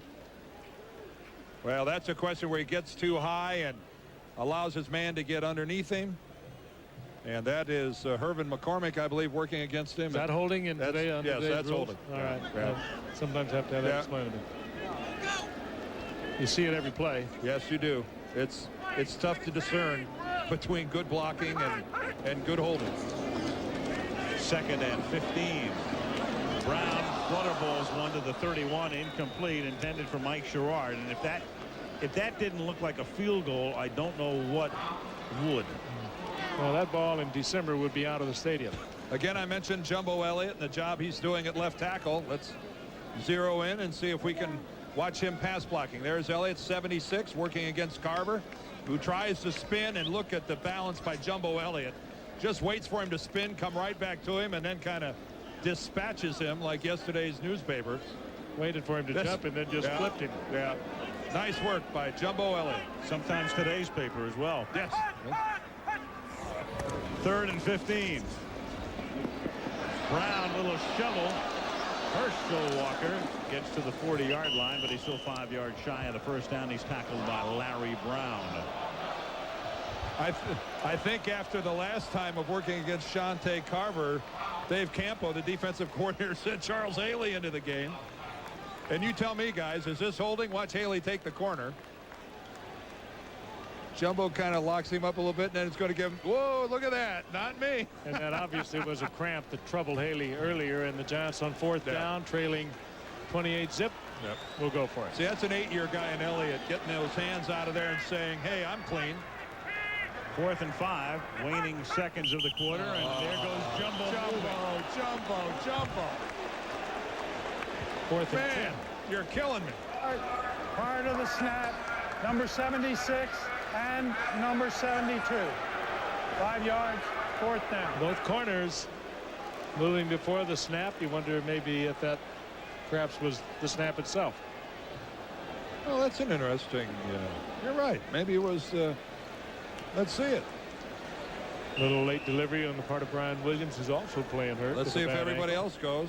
Certainly both tackles go. Well, the guards wouldn't go because their men are playing straight up on him. So I think it's Brian Williams just late with the ball. Meanwhile, the quarter expires. It looks to me like Jumbo's coming out with a finger up in the air saying, I'm number one. Cowboys are number one right now. They lead 28-0 after 3. We'll return with Monday Night Football after this from our ABC stations. She was young and beautiful and had everything to live for, but someone took it all away. I walked up to her bedroom. She was lying there, and she was naked. I had sex with her. That doesn't make me a murderer. Did you touch the body? I did not touch her, and I never had sex with her. I swear to God, I didn't kill her. Murder One premieres Tuesday, September 19th here on ABC. The final day of drag racing's biggest event brings one big upset. I'm Clyde Lee. That's story at 11. And find out why O.J. Simpson's best friend is dealt a bad card. Who decided at what point that it was acceptable to fry a burger? This goes against millions of years of evolutionary instinct. I'm sorry, but burgers taste best cooked over an open flame. That's how the caveman did it. That's how Dad did it. That's how Burger King does it. I take the Whopper. Big hunk of beef cooked over actual fire. Now only 99 cents. Millions of years after the first burger, it's only 99 cents. That's got to be pretty close to what it cost back then, right? Burger King. Get your burger's worth. You're not attending a rehearsal dinner. Not starting a new job tomorrow. There's no reunion.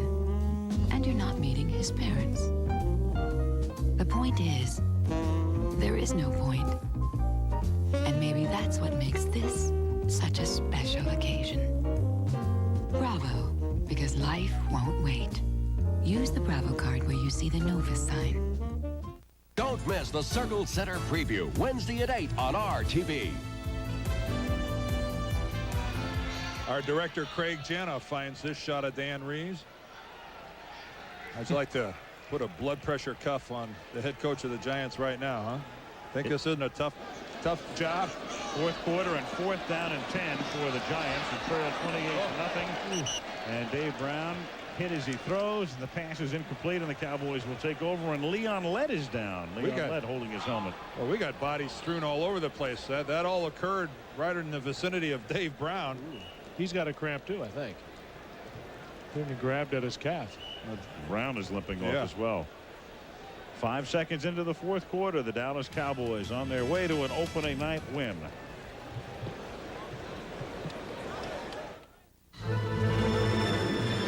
Look at that new Pontiac Sunfire. Now, if you take yours flying to some other planet, the standard 5-speed and fuel-injected engine will make those light years just kind of zip by. Speaking of the all-new Pontiac Sunfire, do you know how much extra the dual airbags and anti-lock brakes will cost you? That's right. Zero. Nothing. The Big O. Finally, a real set of wheels you can really afford. The last time we were here was when I proposed. 10 years. It seems like only yesterday. I told you then how much I loved you, and nothing's changed. The Diamond Anniversary Band. On your 10th, show her you'd marry her all over again.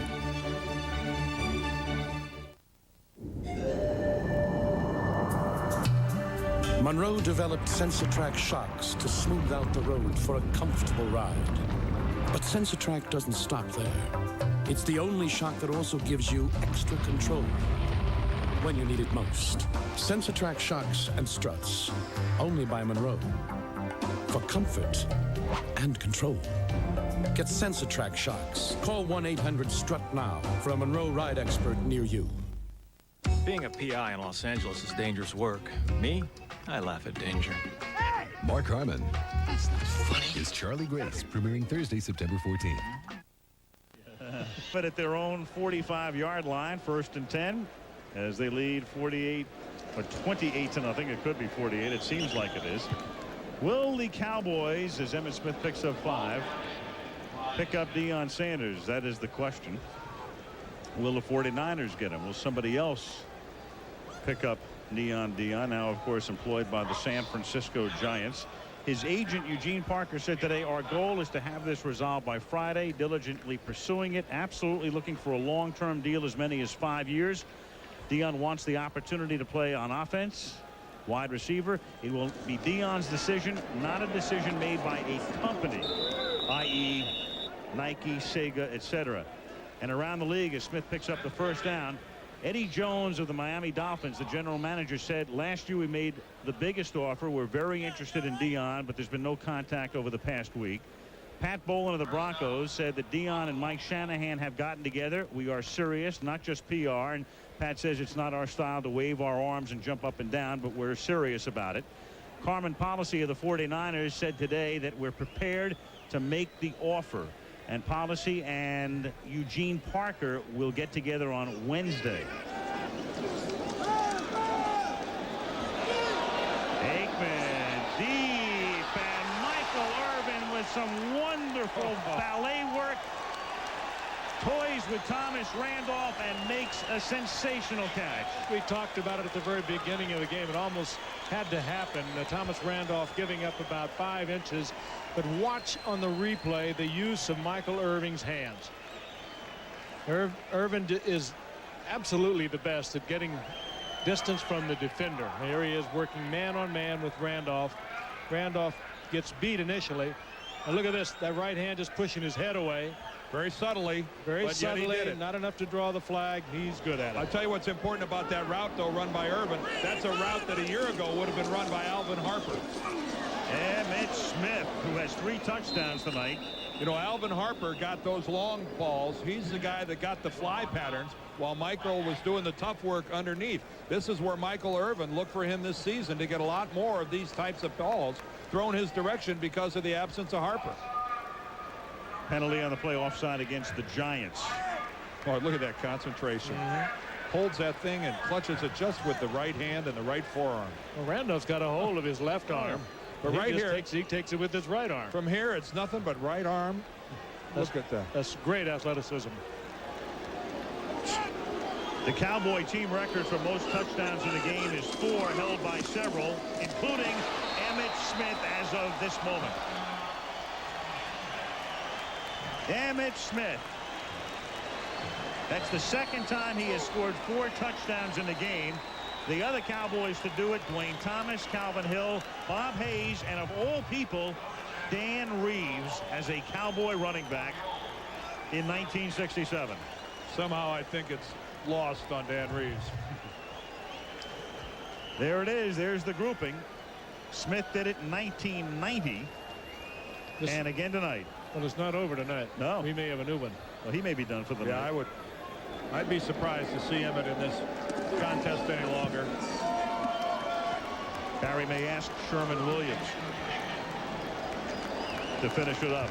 Boniol with a point after. 12:33 remaining in the 4th quarter. Cowboys all smiles, and why not? 35-zip.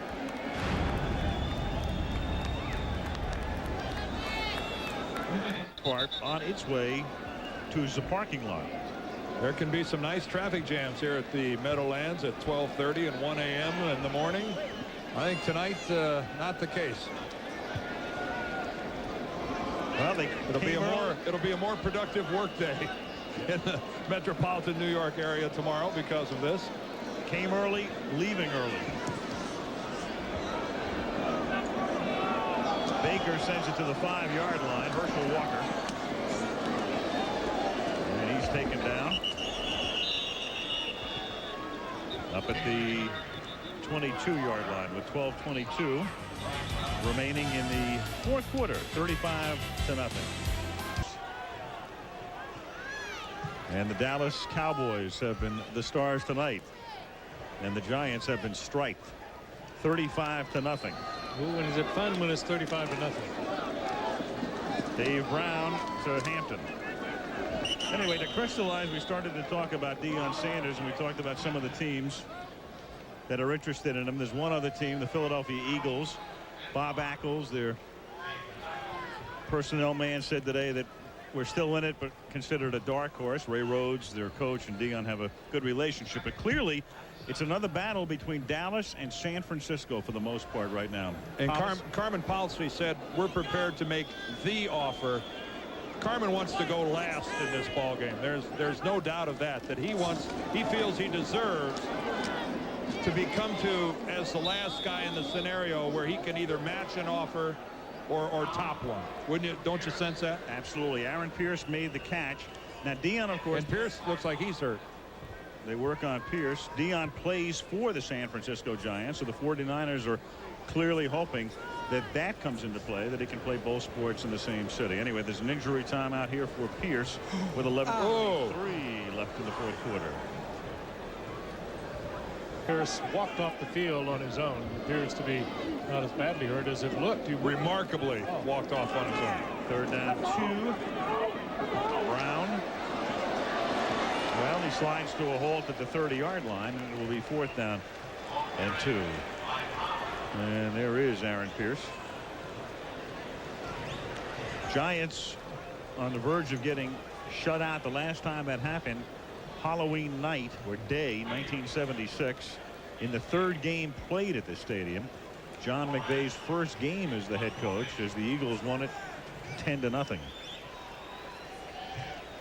Mike Horan to kick.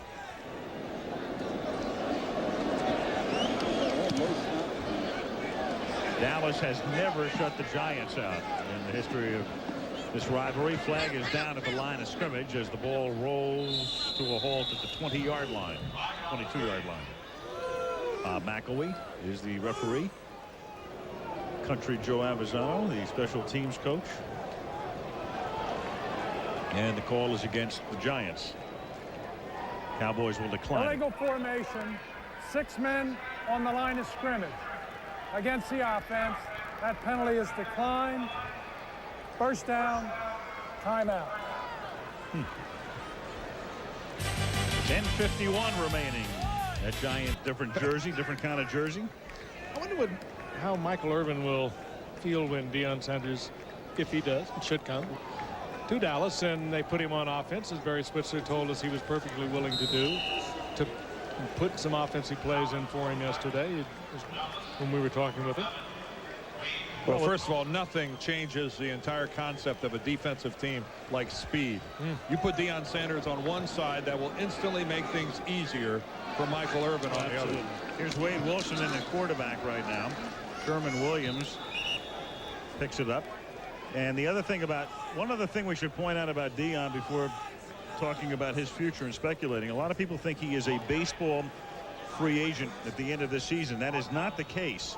He is arbitration eligible, and if the Giants, the San Francisco Giants, elect to go to arbitration, he still belongs to them, which could be significant. If he was a free agent, he might want to think about playing with the Dolphins and the Marlins, or the Cowboys and the Rangers, or what have you. You know that baseball stuff. Well, a little bit of it.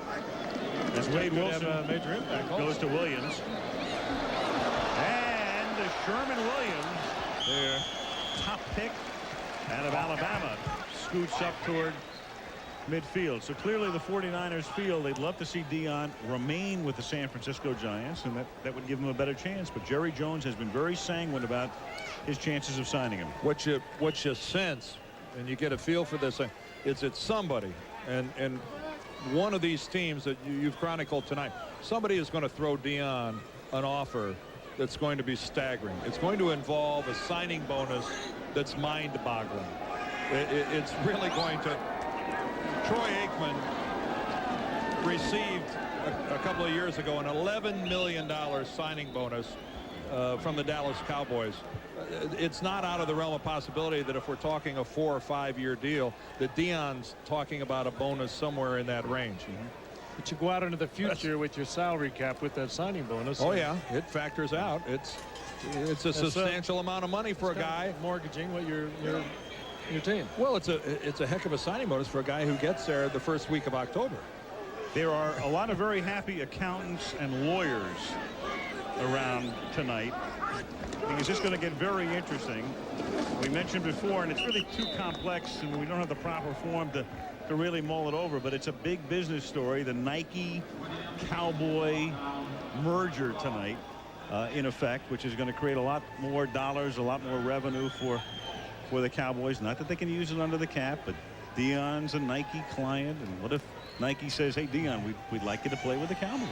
It's interesting, too, that it happened here at Giant Stadium, where the genesis of revenue sharing was generated by the late Jack Mara, who in the first major television contract said to the rest of the league, we will share equally. Even though we are the New York franchise, would ordinarily receive more income, we will share equally, and that's where it all began, the revenue sharing.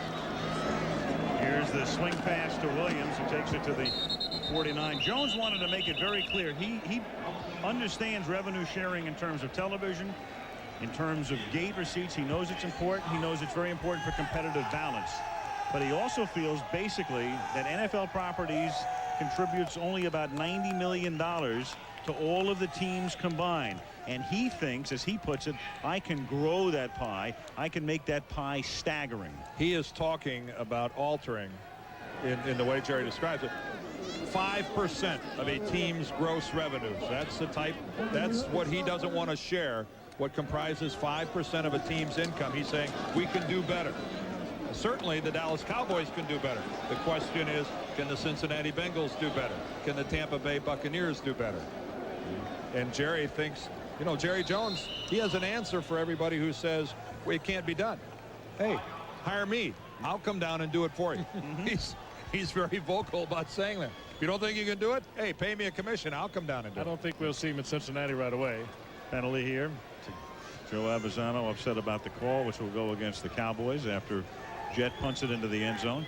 We're not in the NFL's inner circle. We're not one of the owners, and we're not the commissioner.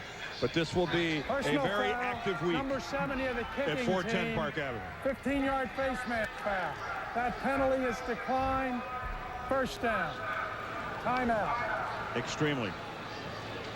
7:26 left on opening night. All Cowboys.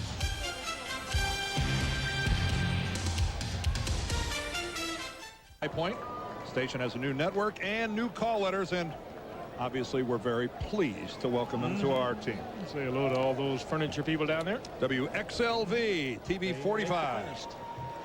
Winston-Salem, Greensboro, High Point. This is being shot from somewhat of a high point right here. The Blimpoid is it.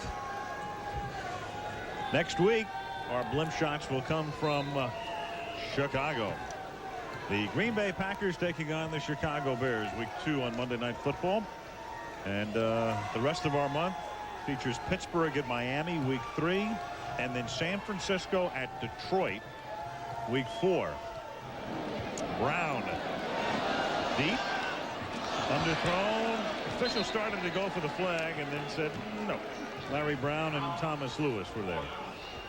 It all had kind of a funny little torque to it. I saw one a little earlier that looked a little wounded. That one had kind of a funny spin to it. Does that mean it wobbled? Well, yeah, but it's really wobbling. Bounced right off of Lewis's face mask is what it did. 7:18 left. Cowboys on top, 35-0. Second and 10 from the 20-yard line. Keith Elias is in the ball game now. I see the running back from Princeton. Back there he is with the ball. He gets it, takes the sidearm pass, and picks up 13 yards. Jim Schwantz lays one on him up at the 33-yard line. Pickup of 13. Elias, the most productive back for the Giants during their preseason. Hey, he's kind of their Rudy here with the Giants. He came out of Princeton, scrapped and fought and made his team a year ago as a free agent, and no one thought he'd be around. Tyrone Wheatley, the great running back from Michigan, was the #1 draft pick. Well, he broke some ribs, and so Keith Elias wound up making this football team again and was the most productive back they had during preseason. He can do a lot of things. From the 33-yard line, here's Brown. Lewis makes the catch. I would suggest this could be the first game in the history of the National Football League featuring 2 guys from Princeton and no players from Notre Dame. That is the case. Elias and Jason Garrett, the #3 quarterback from the Cowboys. They were teammates. Garrett a year older than Elias. Of course, the way Notre Dame played on Saturday. We may be looking at a game down the road where we have 4 guys from Northwestern and nobody from Notre Dame. 2nd and 7 at the 36. Lou just twitched. Oh, Lou. Keith Elias. I remember at Michigan, At Michigan, we used to go play Northwestern every year, and back then they weren't a great deal of competition for Bo Schembechler's teams, and we'd get out of the bus at the stadium and there'd always be a big sign hanging there that said, "You may beat us today, but you'll work for us later." Kind of a pompous attitude, I thought. Tyrone Wheatley, the #1 pick with the ribs that will probably be well enough for him to play in a couple of weeks. He brings something to the table. It's called big man who's really fast. Tyrone Wheatley, for a man who weighs 225 pounds, when he gets into the open field, he will not be caught. Interesting how they'll play Wheatley when he does come back with Rodney Hampton. There plans to get them both in the game at the same time. Kind of got on Dan's bad side, didn't he? Right off the what was it? The first day of training camp for a long time, and he pulled his gluteus maximus. Well, the first day he came in, yeah, he was late coming to camp, and the first day he left the field limping. I think it was the gluteus minimus. Here is Elias to the 48-yard line. I don't know. I've only ever dealt with the gluteus maximus. Tried to make it more minimus, but it's more maximus than minimus. Elias working for all the local newsrooms around the country.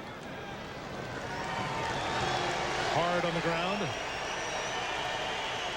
That's right. 3rd down and 1. Herschel Walker is back in the game at the 47-yard line. 4:15 left. Cowboys on top, 35-0. Walker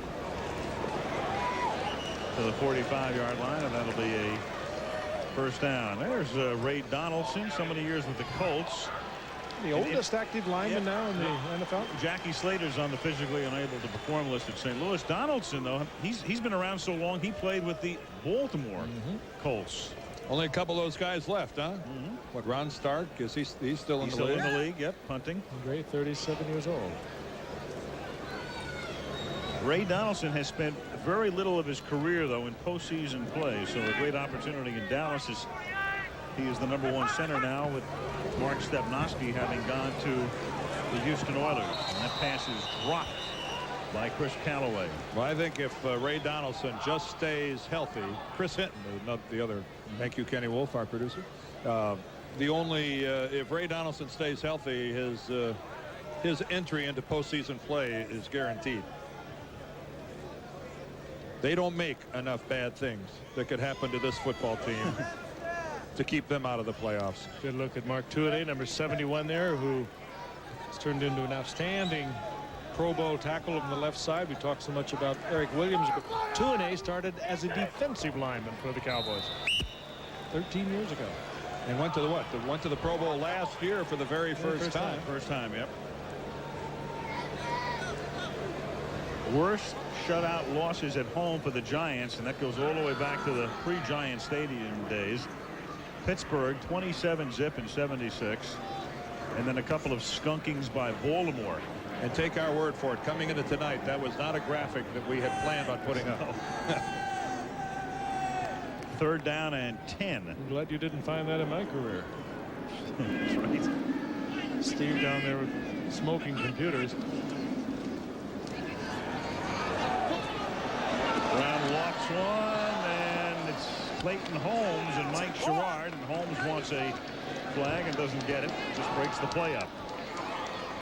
Clayton Holmes made a couple of pretty fine plays since he replaced Kevin Smith tonight. 3rd round draft pick out of Carson Newman a couple of years ago.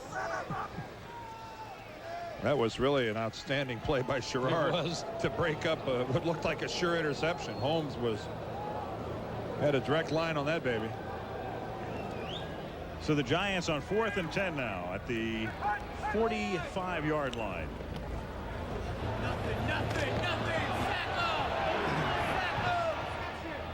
And Brown's pass is incomplete. So Holmes does the job. Harrell was the intended receiver. And he appears to be hurt. He's slow in getting up. And just out and out fine coverage on the part of the Cowboys secondary. Dave Brown, a lot of time, no place to put it. This is one of those deals here where 3 minutes left in the ball game and you're getting players hurt. This is where you're kind of looking for Vinny Vecchione to run in from the corner. The Giants would like to get this over with.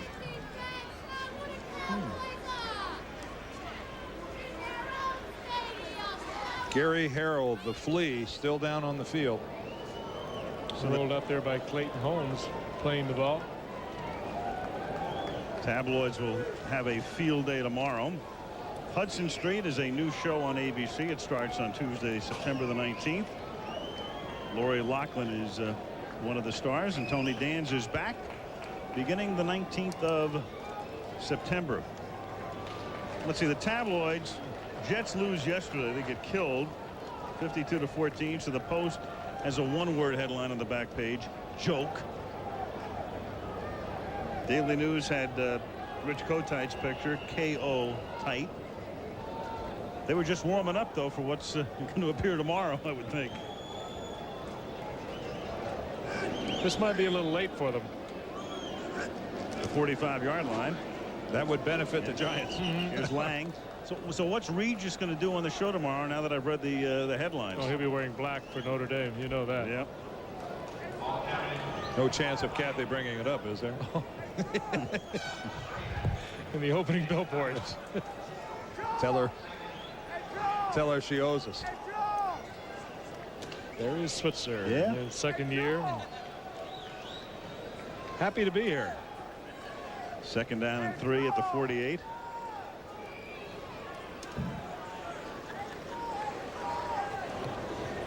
Wilson.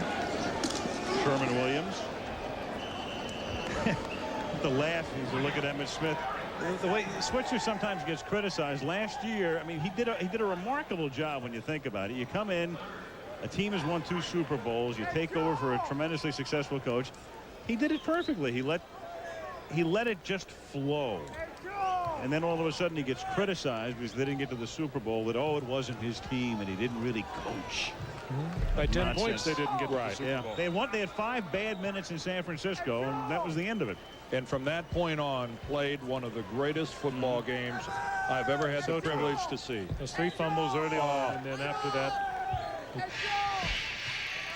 they never 1 ounce of quit in any of them. They came back, and at the end, they still had a chance to win it.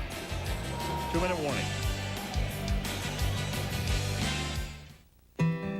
He was perhaps the greatest running back the game has ever known. And on the day he set the NFL's all-time rushing record, his uniform was sent to the Hall of Fame. His own arrival was only a matter of time. Hi, I'm Walter Payton. My induction into Pro Football's Hall of Fame is an honor that will always be special to me.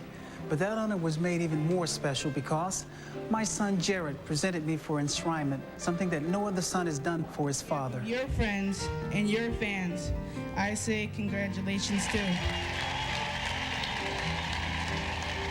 We're both thrilled with the Hall itself, a treasure chest of football history with its regal enshrinement gallery, its action theater, its authentic mementos and exhibitions.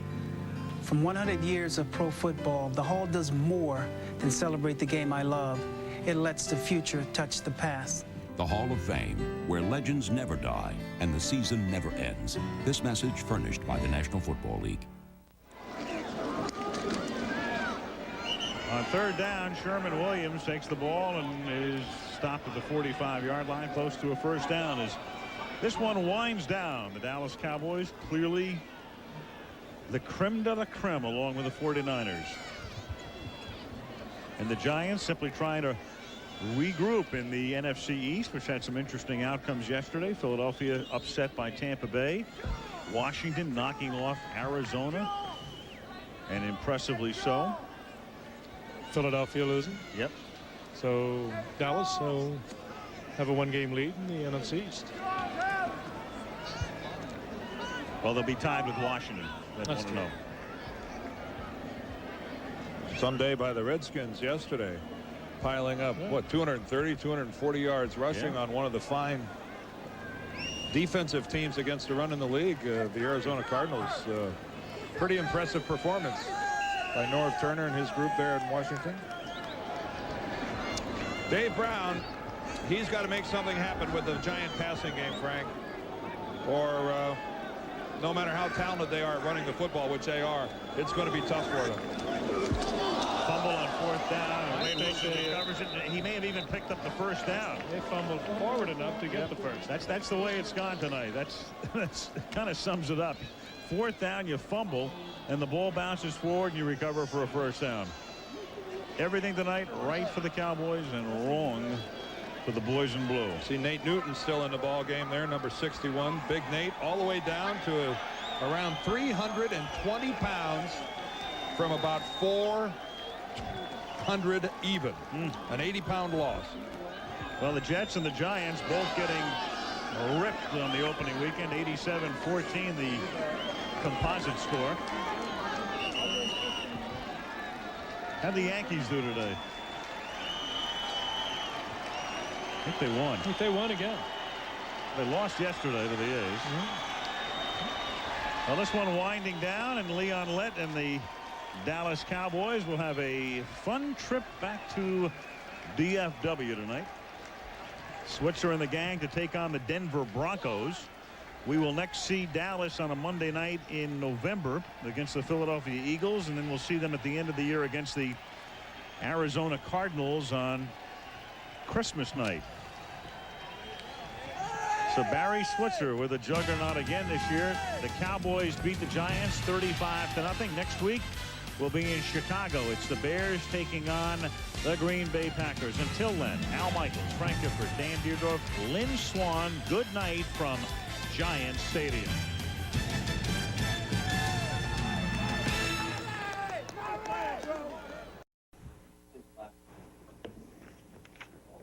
Not good.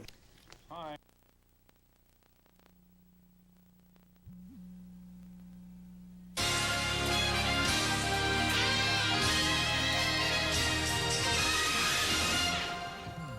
Labor Day is ending now as summer takes its final bow.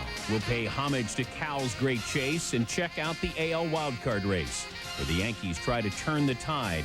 The Rangers can't run away and hide. And guess who's creeping up the other side? Are you ready for Monday night? Emmitt Smith, a TD in sight, Sunday's postmortems and new tidbits. How will the Steelers survive these hits? Monica pens another chapter. Could she take Huber? Yeah, she lapped her. But even though summer's ending this year, with fall approaching, you have nothing to fear. I'm running out of things to rhyme. SportsCenter is next.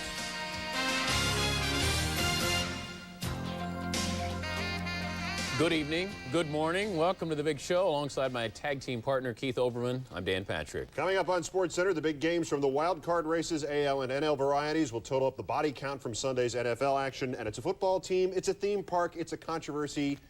It's all three in one. But first, well, Phil Simms looked pretty good. Yes, he did. There was one quarterback on the field for the Giants. The Cowboys entered the 1995 season trying to keep Emmitt Smith healthy and hoping to make Deion Sanders happy.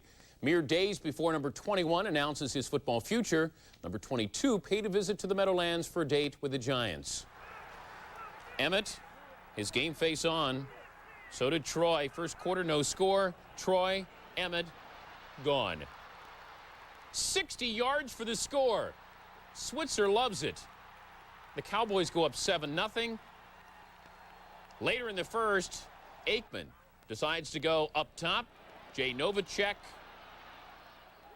The short pass, he turns into a big gain. To the second quarter, same drive, 3rd and 2, Aikman, Michael Irvin. They make it look so easy. 14-0 boys. The first half, though, belonged to Emmitt. Fakes out Thomas Randolph, then goes out of bounds. He would have 100 yards before halftime. That set up 1st and goal. Guess who comes calling? Emmitt. In, out, in. 21-0 Cowboys. Scary moment for Dallas. Watch number 26, Kevin Smith.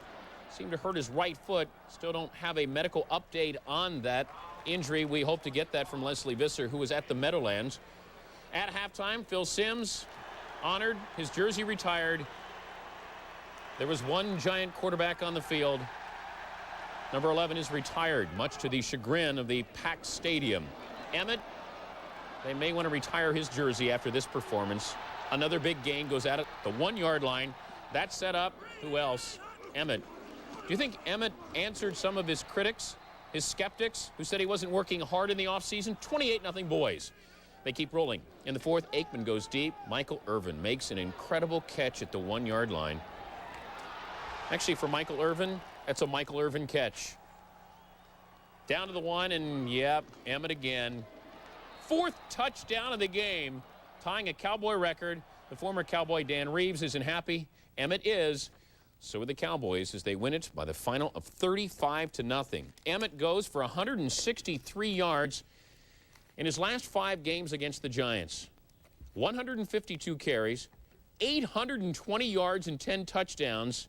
The first time the Cowboys have ever shut out the New York Giants. The Cowboys have won 7 of 9 over the G-Men. We've just received a medical update. Kevin Smith has a strained Achilles tendon. An MRI will take place on Tuesday. We will check in with Leslie Visser. We'll hear from the winners from Giant Stadium coming up momentarily. Meanwhile, how bloody was the first weekend of the NFL action? 5 guys hurt yesterday. 5 quarterback guys, that is, ranging from guys who popped right back up like Mike Tomczak of the Steelers to guys who did not, like Neil O'Donnell of the Steelers. In short, on the NFL's first re-examination Monday of 1995, there were no good surprises health-wise or Heath-wise. Heath Schuler, that is, one of the quarterbacks who fell against the Cards' Clyde Simmons and against the Turf. It is a grade 1 sprain of his right shoulder. He gets a grade 1. Congratulations, Heath. He's out 2-4 weeks, and thanks to your teammates for hitting you on the shoulder as he walks off. In Denver, the lineman Michael Dean Perry was held on this play by Reuben Brown. As a result of the hold and the ferocity, there was a partially torn knee ligament. Now, this one is not even close to being definitive. 3 to 12 weeks he's out. Seattle, in his first game with the Seahawks, Ricky Prohl makes the catch and breaks the fibula, the right fibula. He's out 2 months. That would be 8 weeks. And one more in Chicago, the Bears fullback Raymond Harris. He caught a pass and caught his collarbone, broke it, falling out of bounds. He's out 2 to 3 months. In Jacksonville, James Stewart did not say this is a wonderful life in the NFL. Hit by a host of Oilers in his first pro game, sprained his shoulder. He's listed as day-to-day. It feels worse. Also from that game, the Oilers QB Chris Chandler got a bruised shoulder, aggravated it on that throw, but is expected to practice on Wednesday, so no Air McNair, not yet anyway. Also, Raiders tackle Gerald Perry broke his forearm and is out indefinitely. Steve Lofton. The Dallas Cowboys have defeated the New York Giants at home on Phil Simms night, 35-0, from one quarterback who had his jersey retired to another quarterback standing by with Leslie Visser. Leslie? Dan, that is true. It was the Giants' worst loss since 1980, and people are wondering, are the Cowboys that good or are the Giants that bad, Troy?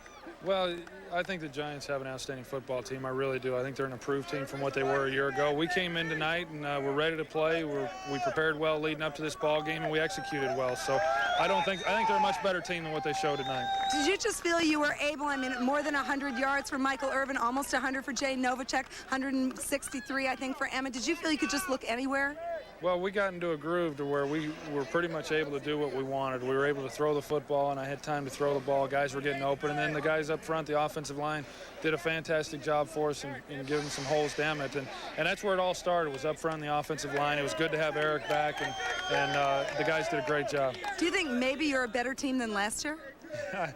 Well, I think we're a better team, not necessarily because of talent. I think we're a better football team because the team has come together. And last year there was so much uncertainty surrounding this football team and a lot of controversy and changes and a lot of things that we had to try to overcome. This year we've put all that behind us, and we go into the season looking forward to what's laid in store for us. And you come into this opening ball game and you don't really know what kind of team you're going to have, and this was a good start for us. You made it look easy tonight. Thanks, Troy. Thanks, Leslie. Thanks a lot. Back to you, Dan.